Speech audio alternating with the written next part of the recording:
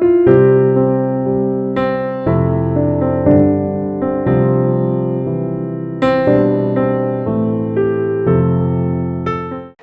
ஒரு ஆன்மீக பூமி, அன்பும் அறிவும் நிறைந்த பூமி என்பதற்கு அடையாளம் என்ன தெரியுமா? எந்த ஒரு நாட்டு மேலையும் இந்த நாடு சுதந்திரம் 1947 இருந்து இந்த நாடு சுதந்திரம் பெற்ற பிறகு இத்தனை ஆண்டு காலமாக வேறு ஒரு நாட்டின் மேலே அந்த நாட்டை பிடிப்பதற்காக மண்ணாசையின் காரணமாக போர் தொடுக்காத நாடு ஒன்று உலகத்தில் இருக்கிறது என்று சொன்னால் அது பாரத நாடு மட்டும்தான். மற்ற எல்லா நாடும் போர் தொடுத்திருக்கு. அடுத்த அண்டை நாட்டு மேல சமாதானம் பேசியிருக்கிறாங்க. ஏன் இன்னைக்கு வரைக்கும் அணு ஆயுத போர் மறுபடியும் வரல? ஏன் ஹிரோஷிமா நாகசாகில குண்டு வீசின மாதிரி ஏன் குண்டு வீசல? அப்படின்னா எல்லா நாட்டிலையும் குண்டு இருக்கு, அணுகுண்டு இருக்கு. ஆனா எல்லாரும் பயப்படுறான். ஏன்னா வாங்க ஐயா வாங்க, இந்த நாட்டு மேல அணுகுண்டு வீசினா அந்த நாட்டு மேல இவன் அணுகுண்டு வீசுவான். பல ஆண்டுகளுக்கு முன்னாடியே சர்வபள்ளி ராதாகிருஷ்ணன் சொன்னார், atomic war is a collective suicide. இது ஒரு அருமையான வாக்கியம். Atomic war is a collective suicide. அப்படின்னா என்னன்னா, அணு ஆயுத யுத்தம் என்பது இனிமேல் ஒரு ஒட்டுமொத்த தற்கொலை. அப்படின்னா என்ன பொருள்? என்ன, இன்றைக்கு ஒரு நாடு இன்னொரு நாட்டின் மேலே அணுகுண்டு வீசி ஜெயித்து விட்டது என்றால் தோற்ற நாடு அழிந்து போய்விடும். ஜெயித்த நாடு அழிந்திருக்காது. ஆனால் ஜெயித்த நாட்டிலும் 10 வருடங்களில் அழிவு தொடங்கும். ஏன்னா அந்த அணுகுண்டு வீசி அந்த கதிர்கள் இருக்கு இல்லையா, அந்த கதிர்கள் சூழ்நிலையில சுற்றுச்சூழ்நிலையில இருந்து அந்த நாட்டையும் அழித்துவிடும். ஆக அணுகுண்டு வீசிய நாடு உடனே வீசப்பட்ட நாடு உடனே அழிந்துவிடும். வீசிய நாடு கொஞ்ச நாளில் அழிந்துவிடும். It is a collective suicide அப்படின்னா அதனால பயப்படுறான். ஆனா பாரத நாடு அணுகுண்டு வைத்திருக்கிறது, அறிவின் வெளிப்பாடு. ஆனால் மறந்து கூட இன்னொரு நாட்டின் மேலே தேவையில்லாமல் அந்த நாட்டை பிடிக்கிற ஆசையிலே அணுகுண்டை வீசாது என்பதற்கு இந்த நாட்டினுடைய ஆன்மீகம் காரணமாக இருக்கிறது. மற்ற நாட்டில் இல்லாத அளவுக்கு ஆன்மீக செழுமை இங்கே இருக்கிறது. இந்த நாட்டிலே நான் ரொம்ப ரொம்ப மனசு நெகிழ்ந்து வீரர்களுக்கு அஞ்சலி செலுத்தியதால் சொல்லுகிறேன். கார்கில் யுத்தம் பாரத நாட்டின் மேலே பாகிஸ்தான் தொடுக்கிறது. கார்கில் நம்ம தொடுக்கல, பாகிஸ்தான் தொடுக்கிறது. அந்த பாகிஸ்தான் தொடுத்த காலகட்டத்தில் பாகிஸ்தான்ல இருக்கக்கூடிய நூர் ஃபாத்திமா என்கிற ஒரு குழந்தைக்கு, பெண் குழந்தைக்கு இருதயத்தில் நோய் வருது. அந்த இருதய நோயை சரி பண்ற மருத்துவ அறிவு, அன்பும் அறிவும் தானே. இருதய நோயை சரி பண்ற மருத்துவ அறிவு பாகிஸ்தான்ல இல்ல. எங்க இருக்கு? இந்தியாவில் இருக்கு, பாரதத்தில் இருக்கு மருத்துவ அறிவு. அப்ப அந்த நூர் ஃபாத்திமா என்கிற அந்த குழந்தையுடைய தாயாரும் தகப்பனும் இந்திய நாட்டுக்கு விசா அப்ளை பண்றாங்க. நல்லா நினைவுல வச்சுக்கோங்க, அந்த குழந்தையுடைய நாடு நம்ம நாட்டு மேல போர் தொடுத்திருக்கு. போர் நடந்துகிட்டு இருக்கு, போர் நடந்துகிட்டு இருக்கு. அந்த நேரத்தில் எங்க குழந்தைக்கு மருத்துவம் பார்த்து கொடுங்கன்னு விசா அப்ளை பண்றாங்க. இந்திய நாட்டினுடைய ஆன்மீக செழுமைக்கு அடையாளம் அந்த குழந்தைக்கு இந்திய நாடு விசா கொடுக்கிறது. அந்த குழந்தை இங்க வர்றது ரொம்ப பெரிய சந்தோஷம். என்ன தெரியுமா? வந்த குழந்தை இஸ்லாமிய குழந்தை. அட்மிட் பண்ணப்பட்ட ஆஸ்பத்திரிக்கு பேர் என்ன தெரியுமா? நாராயண ஹிருதயாலயா. நாராயணன் பேரு, இந்து. அந்த குழந்தைக்கு இருதயத்தில் அறுவை சிகிச்சை செய்த மருத்துவர் யார் தெரியுமா? டாக்டர் செரியன், கிறிஸ்துவர். இஸ்லாமிய குழந்தைக்கு ஒரு கிறிஸ்துவ மருத்துவர் ஒரு இந்து ஆஸ்பத்திரியில் வச்சு மருத்துவம் பார்க்கிறார். வேற எந்த நாட்டிலும் இவ்வளவு எளிதாக இது சாத்தியப்படாது. அந்த குழந்தை சொஸ்தமாயிருது, நல்லா இருக்கு. பாலம் ஏர்போர்ட், டெல்லி பாலம் ஏர்போர்ட்ல அந்த குழந்தையும் தாயும் தகப்பனும் நிக்கிறாங்க. அப்ப நிருபர்கள் போய் கேட்கிறாங்க, அம்மா இப்போ உங்க குழந்தைக்கு இருதயத்தில் நோய் குணமாகி விட்டது, நீங்கள் இப்பொழுது எப்படி உணர்கிறீர்கள் அப்படின்னு கேட்டபோது அந்த நூர் ஃபாத்திமா என்கிற இஸ்லாமிய குழந்தையினுடைய தாயார் சொன்னார்கள், உங்களுடைய நாட்டுக்கு மருத்துவம் பார்க்க வருகிற வரைக்கும் என்னுடைய குழந்தையின் இருதயம் லப்டப் லப்டப் என்றுதான் அடித்துக் கொண்டிருந்தது. இனிமேல் என்னுடைய குழந்தையின் இருதயம் இந்தியா இந்தியா இந்தியா என்றுதான் அடிக்கும். நண்பர்களே, இது எப்படி சாத்தியப்பட்டது? இங்கே உள்ள ஆன்மீகத்தினால் வெளிப்படுகிற அன்பு, அதுதான் முக்கியம். அன்பு வெளிப்படுத்தாத ஆன்மீகத்தினால் பிரயோஜனம் இல்லை. அன்பினுடைய விளைவாக, ஆன்மீகத்தினுடைய விளைவாக அன்பு இருக்க வேண்டும். சரி, அந்த அன்பை எப்படி வெளிப்படுத்தினோம்? மருத்துவ சிகிச்சை செய்து வெளிப்படுத்தினோம். மருத்துவ சிகிச்சை செய்வதற்கு எது வேண்டும்? அறிவு. நீங்க அந்த குழந்தை எங்க வான்னு வீசா கொடுக்கிறதுக்கு அன்பு. ஆனா செரியன் டாக்டர் சர்ஜரி பண்ணி அந்த குழந்தையை சரி பண்ணி அனுப்பிச்சாரு. அதுக்கு காரணம் மருத்துவ அறிவு. ஆக இந்திய நாட்டினுடைய பெருமை என்ன தெரியுமா? இந்த ஒரு நாட்டில் தான் அன்பும் செழுமையாக இருக்கிறது, அறிவியலும் செழுமையாக இருக்கிறது. அன்பும் அறிவும் ஒரு சேர இணைந்த நாடு இந்திய நாடு. எல்லாரும் இந்த நாட்டை ஆன்மீக பூமினே சொல்றாங்க. இது அறிவியலுக்கு அந்நியப்பட்ட பூமி இல்லை பெரியோர்களே. இந்திய நாடு அறிவியலுக்கு அந்நியப்பட்ட பூமி அல்ல. இங்கே சுஷ்ருதா இருந்தார். மயக்க மருந்துன்னு இன்னைக்கு சொல்லக்கூடிய அந்த அனைஸ்தீசியான்னு சொல்லக்கூடிய அந்த மருத்துவத்தை அன்னைக்கே செய்து பார்த்தாங்க. ஆரியபட்டா இருந்தார். இன்னைக்கு கோல் செலுத்துறாங்களே, ஏவுகணை செலுத்துறாங்களே, வானியல் சாஸ்திரத்தை அன்னைக்கு ஆரியபட்டா செய்து பார்த்தார். தன்வந்திரி இருந்தார், மெடிக்கல் சயின்ஸ். 0 என்கிற எண்ணை உலகத்துக்கு வழங்கிய நாடு, கணிதத்துக்கு வழங்கிய நாடு இந்திய நாடு. ஆக இந்த நாடு அறிவுக்கு அந்நியப்பட்ட நாடு அல்ல. இது ஆன்மீக பூமி, அறிவியலிலும் செழித்த பூமி. இன்னைக்கு ஏன் பாகிஸ்தானும் சீனாவும் பாரத நாட்டிற்கிட்ட வாலாட்டாம சுருக்கிக்கிட்டு உட்கார்ந்து இருக்கிறதுக்கு அடிப்படை காரணம் என்ன தெரியுமா? நம்முடைய அறிவியல் வளர்ச்சி.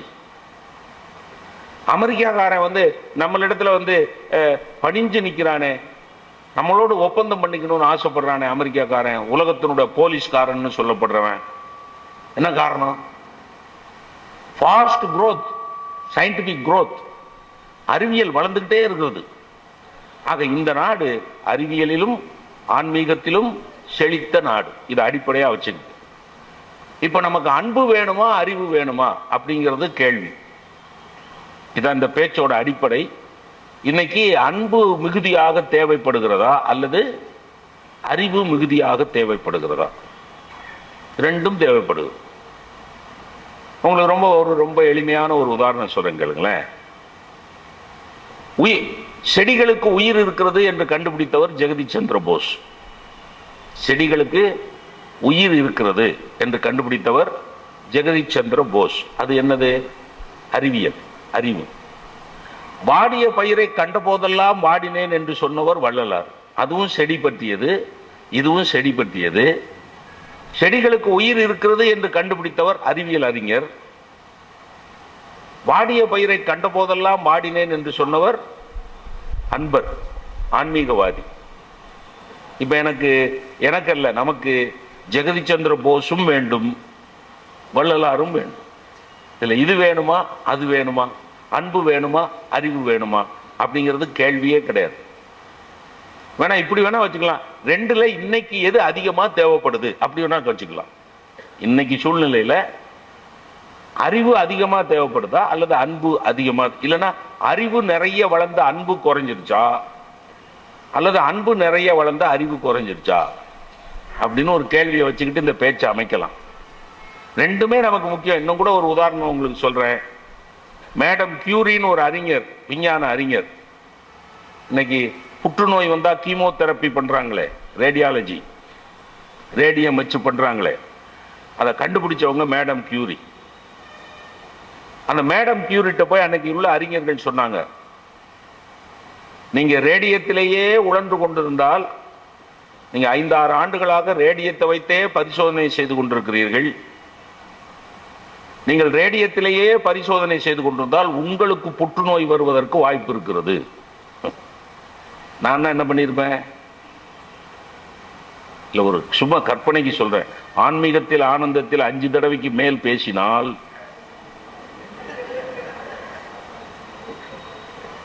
உனக்கு புற்றுநோய் வரும் அப்படின்னு யாராவது சொல்லிட்டா 6வது தடவை வருவேன்றீங்க. ஒரு மணிவண்ணன் சார் 1 லட்சம் ரூபா கொடுக்குறையா வச்சுக்கே, புற்றுநோய் வருங்கிறாங்க. நான் அப்படிதான். ஆனா அல்பாத்மா. நான் யாரு? அல்பாத்மா. ஆனா மேடம் கியூரி என்ன சொன்னாங்க தெரியுமா? உலகத்தில் எதிர்காலத்தில் வரக்கூடிய புற்றுநோய் சிகிச்சைக்கு நான் கண்டுபிடிக்கிற கண்டுபிடிப்பு உதவியாக இருக்கும் என்று சொன்னால், அந்த கண்டுபிடிப்பை கண்டுபிடிக்கிற முயற்சியில் நான் ஒருத்தி சாவதில் எனக்கு ஆட்சேபனை இல்லைன்னு சொன்னாங்க. அது என்னது? அது ஆன்மீகமா அறிவியலா? மேடம் கியூரி யாரு? ஆன்மீகவாதியா? அறிவியல் அறிஞர். புரியுதா? அப்ப அறிவியலும் லோகக்ஷேமத்தை நோக்கித்தானே போகிறது.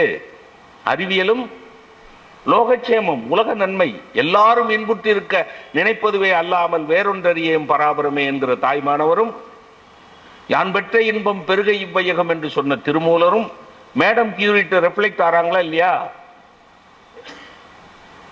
அப்படியே ஆன்மீகத்துக்கு வாங்க. பெரியவர் ராமானுஜ பெரியவர், ராமானுஜ பெரியவர்கிட்ட இந்த மந்திரம் சொல்லப்படுகிறது. ஓம் நமோ நாராயணாய நமக. யாருக்கு உபதேசிக்கப்படுகிறது? ராமானுஜ பெரியவருக்கு உபதேசிக்கப்படுகிறது. ஆனா ஒரு கண்டிஷன். என்ன கண்டிஷன்?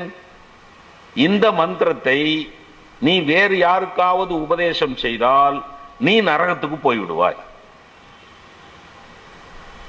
இந்த கண்டிஷன் ராமானுஜ பெரியவர்கிட்ட சொல்றேன். கண்டிஷன். நாம என்ன பண்ணுவோம்? இந்த மந்திரத்தை வேற யாருக்காவது சொன்னா நீ நரகத்துக்கு போயிடுவேன்னு சொன்னா யாருக்காவது சொல்லுவோமா? ஆனா ராமானுஜ பெரியவர் திருக்கோஷ்டியூர் கோபுரத்தில் ஏறி நின்று கொண்டு அந்த திருக்கோஷ்டியூர் மக்களை எல்லாம் அழைத்து அந்த மந்திரத்தை உபதேசித்தார். ஓம் நமோ நாராயணாய நமக சொன்னார். அப்ப குரு கேட்டார், எத்தனை தடவை சொன்னேன், நீ மற்றவங்களுக்கு இந்த மந்திரத்தை உபதேசம் செய்தால் நீ நரகத்துக்கு போய் விடுவாய் என்று எத்தனை முறை சொன்னேன், மறுபடியும் எல்லா உலகத்துக்கு சொல்லிவிட்டாயே அப்படின்னு சொன்ன போது மேடம் கியூரி சொன்ன பதிலும் இப்ப ராமானுஜ பெரியவர் சொல்ல போற பதிலும் வேற வேற கிடையாதுங்க. அந்த அம்மா என்ன சொன்னாங்க? எனக்கு ஒருத்திக்கு புற்றுநோய் வர்றதை பத்தி எனக்கு கவலை இல்லை, புற்றுநோய்க்கு மருத்துவ சிகிச்சை கிடைக்கும்னா நான் சாக தயார்னு சொன்னாங்கல்ல மேடம் கியூரி. ராமானுஜ பெரியவர் என்ன சொன்னார் தெரியுமா? இந்த ஊரில் இருக்கக்கூடிய மக்கள் எல்லாம் நமோ நாராயணாய நமக என்கிற மந்திரத்தை சொல்லி சொர்க்கத்துக்கு போவதாக இருந்தால் நான் ஒருவன் நரகத்துக்கு போவதில் எனக்கு ஆட்சேபனை இல்லைன்னு சொன்னார். இது என்னது? இது அறிவியலா ஆன்மீகமா? இது ஆன்மீகம். இது ஆன்மீகம், அது அறிவியல். இன்னைக்கு knowledge boom, scientific, science and technology, தொழில்நுட்பமும் விஞ்ஞானமும் வளர்ந்துகிட்டே இருக்குது. இப்ப ஏன் தொடர்ந்து மாதம் மாதம் நடத்தணும்? அறிவியலும் தொழில்நுட்பமும் வளர்ந்துகிட்டே இருக்கு. எது குறைஞ்சுக்கிட்டே இருக்கு? எது குறைஞ்சிட்டே இருக்கு? இந்த நாட்டினுடைய அடிநாதமா இருக்கிற ஆன்மீகம் கொஞ்சம் கொஞ்சமா கீழே போய்கிட்டே இருக்கோ. இந்த நாடு, பாரதி தான் சொன்ன அருமையான ஒரு வாக்கியம் சொன்னான், நல்லன யாவையும் நாடொரும் நாடு. இந்த நாட்டுக்கு அவன் கொடுத்த டெபினிஷன் என்ன? நல்லது எங்க இருக்கோ அதையெல்லாம் தேடி போய் சேர்க்கிற நாடு பாரத நாடு. இன்னைக்கு மணிவண்ணன் சார் இருக்கிறார், நம்ம ஜெகநாதன் இருக்கிறார், சவுந்தரபாண்டியன் இருக்கிறார். அவங்க 2 பேரும் எனக்கு இந்த ஆன்மீகத்தில் ஆனந்தத்தில் 3வது தடவை வந்து பேசுகிறேன் என்பதில் கிடைத்திருக்கிற பெரிய மகிழ்ச்சியை விட எனக்கு 3 அருமையான நண்பர்களை இந்த அமைப்பு தேடி கொடுத்திருக்கிறது. ஒருத்தர் சஞ்சீவிராயன், ஒருத்தர் ஜெகநாதன், ஒருத்தர் சவுந்தரபாண்டியன். என் பிள்ளைகள் கூட என்ன கோயிலுக்கு கூட்டு போகாதியா? என் பிள்ளைகள்ட்ட, என் பசங்க 2 பசங்க இருக்கான், அது 2 பேர்கள்ட்ட கேட்பேன், எப்பா இன்னைக்கு மாசி மகம் பௌர்ணமி ஒரு சிவாலயத்துக்கு கூட்டு போங்கடா அப்படின்னா போங்கப்பா அப்படின்னு நீங்க போயிட்டு வாங்க. அப்படியே போய் சிவனோட நீங்க ஐக்கியமாயிட்டாலும் ஓகே தான். எப்படி நீங்க அப்படியே போய் நீங்க அப்படியே சிவலிங்கத்தோட ஐக்கியமாயிட்டாலும் ஓகே தான். ஆனா கோயிலுக்கு போறதுக்கு முன்னாடி உங்க பென்ஷன் எனக்கு வரும்னு எழுதி வச்சுட்டு போயிருங்க. அந்த பிள்ளைங்க 2 பேரும் சவுந்தரபாண்டியனும் ஜெகநாதனும் நேற்று ராத்திரி ஒரு 9 மணிக்கு அந்த ட்ரெயின் மங்களூர் எக்ஸ்பிரஸ் மொரப்பூர்ல வந்து நின்னதுல இருந்து இப்ப வரைக்கும் கூடவே இருந்து. இதான் ஆன்மீகம். ஆன்மீகம்னா நீங்க கண்ணை மூடிக்கிட்டு புருவ மத்தியில கொண்டு போய் குண்டலினி சக்தியை ஏத்தி கண்ணை ஏற சொறி மனுஷனை எல்லாம் வெறுத்து கல்யாணமான பிறகு குடும்பத்தை விட்டுட்டு ஓடி எதுக்குடா கல்யாணம் பண்ண? நீங்க ஒரு அடிப்படை கேள்வி. உனக்கு ஞானம் வேண்டும் என்பதற்காக சித்தார்த்தன் ஓடி தனக்கு ஞானம் வேண்டும் என்பதற்காக சித்தார்த்தன் ஓடி போய் விடுகிறான் என்றால் யசோதாராவுக்கு யார் பொறுப்பு? இதெல்லாம் யோசிக்கணும் சார். சும்மா புத்தர் புத்தர் புத்தர் திருமணம் பண்ணாம இருக்கணும். திருமணம் பண்ண ஆன்மீகம் என்ன தெரியுமா? கல்யாணம் பண்ணிக்கிட்டு வந்த பொண்ணு கண்ணுல ஒரு சொட்டு கண்ணீர் வராம பாத்துக்கிட்டனா அதுதான் ஆன்மீகம். கல்யாணம் பண்ணிட்டு கண்ணு குடிச்சிட்டு வந்து சாராயம் குடிச்சிட்டு வந்து பெஞ்சாதியை போட்டு அடிக்கிறதுக்கு அதுக்கு பேர அறிவே இல்லை. கூடவே இருக்கிறோம். இன்னைக்கு காலையில 2 கோயிலுக்கு கூட்டு போனாங்க. அது மணிவண்ணன் சார் இருக்கும். மணிவண்ணன் சார் இருக்கிறாரு. அவங்க அந்த கோயில் அந்த வர மகாலட்சுமி வர வாசுதேவர் கோயிலுக்கு கும்பாபிஷேகம் அவ்வளவு முயற்சி பண்ணியிருக்கிறாங்க சார். சார் பணம் எல்லாத்தையும் இருக்கு சார். பணம் எல்லாத்தையும் இருக்கு. ஏன்ட்டையே வெளியில யார்ட்டையும் சொல்லாதீங்க. 28 லட்சத்துக்கு எஃப்டி இருக்கு. ஏன்ட்ட ஒரு சல்லி காசுக்கு பிரயோஜனப்படாத என் கையில 28 லட்சம் ரூபாய்க்கு எஃப்டி இருக்கு. அப்புறம் சொந்தமா ஒரு வீடு இருக்கு, ஒரு கார் இருக்கு, ஒரு 2 வீலர் இருக்கு, ஒரே ஒரு பஞ்சாதி, 2 பயிலுவோம். எனக்கு என்ன சார் குறைச்சல்? ஆனா அப்படி ஒரு கோயில் கைங்கரியம் செய்யற வாய்ப்பு எனக்கு கடவுள் கொடுக்கலையே. சொல்ல புரியுதுங்களா? எல்லாருக்கும் எல்லா வாய்ப்பும் கிடைக்காது சார். ஒரு கோயிலுக்கு கும்பாபிஷேகம் செஞ்சு வைக்கிற அந்த கைங்கரியத்தை செய்யற பாக்கியத்தை ஒருத்தருக்கு தான் கொடுக்குறாரு. அவரோட சேர்ந்து பல பேர் துணை நிற்கிறாங்க. அவங்க எல்லாம் பாக்கியவான்கள். அவன் அருளாலே அவன் தாழ் வணங்கி. நீங்க கோயிலுக்கு போய் சாமி கும்பிடணும்னா கூட அந்த ஆண்டவனுடைய அருள் வேணும், இல்லைன்னா கோயிலுக்கு போக முடியாது. அவன் அருளாலே அவன் தாழ் வணங்கி. அவன் தாழ்னா பாதம். அவனுடைய இறைவனுடைய பாதத்தை வணங்க வேண்டும் என்றால் இறைவனுடைய அருள் இருக்க வேண்டும், இல்லைன்னா கிடைக்காது. அது அந்த வாசுதேவர் மணிவண்ணன் சாருக்கும் அவரோட குடும்பத்தாருக்கும் பூரணமா கொடுத்திருக்கார். அவரோட துணை நின்றவர்களுக்கு அந்த பூரணமாக அந்த அருளை பொழிந்திருக்கிறார். அதனால நான் இந்த தனிப்பட்ட முறையிலே மணிவண்ணன் சாரும் அவரோட குடும்பத்தாரும் பல்லாண்டு காலம் செழிப்பாக வாழ வேண்டும், இன்னும் பல கோயில்களுக்கு அவர்கள் கைங்கரியம் பண்ணணும்னு நான் வாழ்த்துறேன். அப்புறம் அந்த மல்லிகார்ஜுன சுவாமி கோயிலுக்கு கூட்டு போனா அங்க ஒரு பெருமையை அந்த ஐயர் சொன்னார். செல்வ முத்துக்குமார சுவாமி பட்டார். அவர் என்ன 25 நிமிஷம் நிக்க வச்சுட்டார். ஆனா அவர் ஆர்வத்தின் காரணமா தான் ஒரு 10 நிமிஷம் எனக்காக செலவழிக்கலாமான்னார். நான் 10 நிமிஷம் தானேன்னு ஒத்துக்கிட்டேன். ஆனா அவரு அடிக்கிறாரு, அந்த வரலாற்றை சொல்றாரு, இலக்கியம் சொல்றாரு, சிலப்பதிகாரம் சொல்றாரு. அவர் நிறைய படிச்சிருக்காரு சார். அவர் நிறைய படிச்சிருக்கிறார். செல்வ முத்துக்குமார சுவாமி பட்டர் அவர் பேரு. மல்லிகார்ஜுன தாடி பெருசா தாடி வச்சுக்கிறார். இங்க என்ன பெருமை தெரியுமான்னு ஆரம்பிச்சார். என்ன பெருமை? ஆன்மீகம். இதுதான் ஆன்மீகம். இப்பதான் 100 வருஷம் 150 வருஷமா பெண்களுக்கு சமத்துவம் வேணும், பெண்களுக்கு விடுதலை வேணும்னு நம்ம எல்லாம் போராடிக்கிட்டு இருக்கிறோம். பல 100 ஆண்டுகளுக்கு முன்னாடியே, பல்லாயிரம் ஆண்டுகளுக்கு முன்னாடியே எங்க தர்மபுரியில மல்லிகார்ஜுன சுவாமி கோயில்ல அம்பாளுக்கு உயரமான பீடத்தை கொடுத்துட்டு இறைவன் கீழே உட்கார்ந்துருக்காரு பாத்தீங்களா? 18 படி அம்பாளுக்கு போட்டு ஏறி போனாதான் அம்பாளை பார்க்க முடியும். கல்யாண காமாட்சி அம்பாளோட பேர் என்ன? கல்யாண காமாட்சி. அம்பாள் உயரத்துல இருக்கு. சிவபெருமான் கீழே இருக்கிறார். அதுல இன்னொரு பெருமை என்னன்னா 18 படி. இந்த 18ங்கிறதுக்கு ஒரு பெரிய பெருமை இருக்கு. ஐயப்பன் கோயில்ல கூட 18 படிகள் இருக்கின்றன. 18 சித்தர்கள், 18ஆம் பெருக்கு காவிரியில. இந்த 18 அப்படிங்கிறது ரொம்ப சிறப்பான 18 படி வச்சு கல்யாண காமாட்சியை போய் பார்க்கணும். அந்த கீழே அந்த பவுண்டேஷன்ல அடித்தளத்துல பாத்தீங்கன்னா ராமாயணத்துடைய மொத்த கதையையும் சிற்பமா செதுக்கி வச்சிருக்காங்க. ஏன்னா ராவன் தவம் இருந்த இடம் அப்படின்னு சொல்றாரு அவர். அப்ப தர்மபுரியில பிறந்தவங்க கொடுத்து வச்சவங்க. ஏன் தெரியுமா? அரசு பெண்களுக்கு சமத்துவம் கொடுக்காவிட்டாலும் சமத்துவம் என்னையா சமத்துவம், ஆணை விட பெண் உயர்ந்தவள் என்று நிரூபித்த பூமி தர்மபுரி பூமி. இப்ப இல்ல, பல நூறு ஆண்டுகளுக்கு, பல்லாயிரம் ஆண்டுகளுக்கு முன்னாடி கல்யாண காமாட்சியை உயரத்தில் வைத்து மல்லிகார்ஜுனரை கீழே வைத்து வணங்கிய பூமி.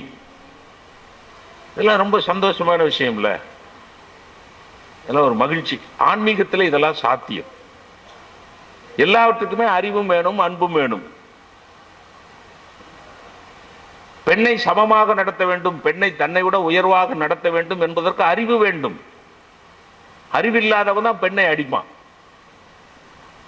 தயவு செய்து புரிந்து கொள்ளுங்க.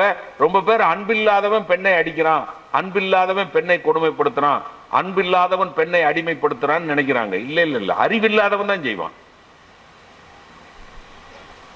அறிவில்லாதவன் தான் செய்வான். நான்லாம் என் மனைவிய அப்படி வச்சுக்கிறான். அவ சிநேகிதி கேட்டா, சங்க இலக்கியத்தில் ஒரு பாட்டு இருக்கு. இம்மை மாறி மறுமை ஆகினும் நீயாகியர் என் கணவனே, நீயாகியர் என் கணவனே, யானாகியர் நின் நெஞ்சு நேர்பவளே அப்படின்னு ஒரு வரி வரும். ஏதாவது விளங்குச்சா? இப்ப நான் சொன்னதுக்கு அர்த்தம் விளங்குச்சா? மறுபடியும் சொல்றேன். அண்ணா, யாராவது சபையில எந்திரிச்சு அர்த்தம் சொல்லணும். அண்ணா, இம்மை மாறி மறுமை ஆகினும் நீ ஆகியர் என் கணவனே, யானாகியர் நின் நெஞ்சு நேர்பவளே. என்ன அர்த்தம்? இப்ப ஏன் பிரார்த்தனை எல்லாம் என்ன தெரியுமா? உங்க யாருக்கு அது தெரியப்படாதுங்கிறது தான். ஏன்னா உங்களுக்கு எல்லாம் நான் சொல்றதுக்கு முன்னாடி அர்த்தம் தெரிஞ்சிச்சுன்னா அப்புறம் நான் எதுக்கு? அடுத்த வாய்ப்பு எப்படி? அதாவது என்னன்னா, இந்த பிறவி முடிஞ்சு அடுத்த பிறவி வந்தாலும், இன்னும் 7 பிறப்பு பிறந்தாலும், நீ தான் எனக்கு புருஷனா வரணும், நான் தான் உனக்கு மனைவியா வரணும் அப்படின்னு வேண்டியிருக்கா. யாரு? சங்க காலத்துல ஒரு பொண்ணு வேண்டியிருக்கா. இதை நான் என் மனைவிட்ட ஒரு நாள் சொன்னேன். அவ சிநேகிதி ஒருத்தி வந்தா. நான் உள்ள பேப்பர் படிச்சுட்டு இருந்தேன். அவங்க 2 பேரும் சம்பாஷணையில ஈடுபடுறாங்க. அவள்கிட்ட இந்த பாட்டை சொல்றா. என் மனைவி அவ சிநேகிதிட்ட சொல்றா, இம்மை மாறி மறுமையாகினும் நீ ஆகியர் என் கணவனே, யானாகியர் நின் நெஞ்சு நேர்பவளேன்னு எங்க வீட்டுக்காரரு எனக்கு ஒரு சங்க இலக்கிய பாட்டுக்கு அர்த்தம் சொன்னாரு. உனக்கு அந்த பாட்டு பிடிச்சிருக்கா? அவ ரொம்ப பிடிச்சிருக்கு. நீயும் அப்படிதான் விரும்புறியா? ஆமா. இன்னும் எத்தனை ஜென்மம் எடுத்தாலும் இவர் தான் எனக்கு புருஷனா வரணும். யார்? நான். இவர் தான் எனக்கு புருஷனா வரணும், நான் தான் அவருக்கு மனைவியா வரணும். உன்னை அவ கேட்கிறா, அவ்வளவு அன்பா, அவ்வளவு பிரியமா உன் புருஷன் மேல? இல்ல, அவரை ஒரு மாதிரி டியூன் பண்ணி வச்சிருக்கேன். டியூன் பண்றது என்ன? இந்த ஸ்கூட்டர் பைக்குக்கு டியூன் பண்றோம்ல, உட்காருனா உட்காருவார், எந்திரினா எந்திரிப்பார், குட்டி கண்ணம் போடுற ராஜானா போடுவார், சம்பளத்தை வாங்கி கொண்டாந்து அப்படியே என் கையில கொடுப்பார். எங்க அம்மா அப்பாவுக்கு உதவி செய்யணும்னா ஓகே பண்ணுவார். அவரோட அம்மா அப்பாவுக்கு செய்யக்கூடாதுன்னு நான் சொன்னா சரியும்பார். எப்படி? அவங்க அம்மா அப்பாவுக்கு செய்யணும்னா ஓகேம்பார், அவரோட அம்மா அப்பாவுக்கு ஏதாவது உதவி செய்யணும்னா நோ அப்படிமே ஓகேம்பார். அடுத்த ஜென்மத்துல வேற புருஷன் வந்துட்டாருன்னா மறுபடியும் டியூன் பண்ணணும். இப்ப இவரே 7 ஜென்மத்துக்கு புருஷனா வந்தா எந்த கஷ்டம் மிச்சம்? டியூன் பண்ற கஷ்டம் மிச்சம்ல. இதுக்கு பேரு சமத்துவமா? இங்க பாருங்க, அன்பும் அறிவும் உள்ள குடும்பத்திலேதான் அமைதி இருக்கும். அறமும் அன்பும் உள்ள குடும்பத்தில்தான் அமைதி இருக்கு. வார்த்தை நல்லா கவனிங்க. அன்பும் அறிவும், அன்பும் அறமும்.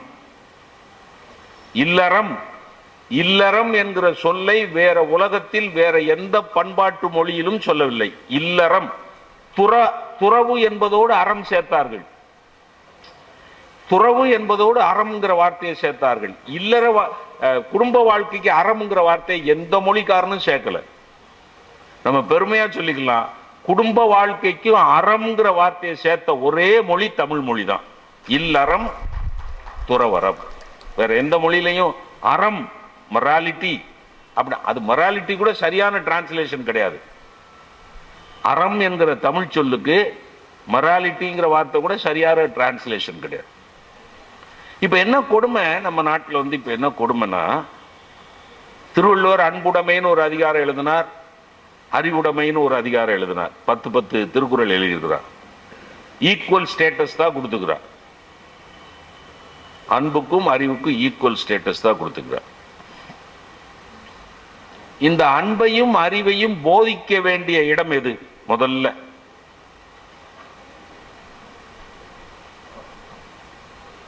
இது மாதிரி மேடைகள்ல பேசுறேன். இப்ப நான் பேசுறேன், நீங்க கேக்குறீங்க. அதுக்கு முன்னாடி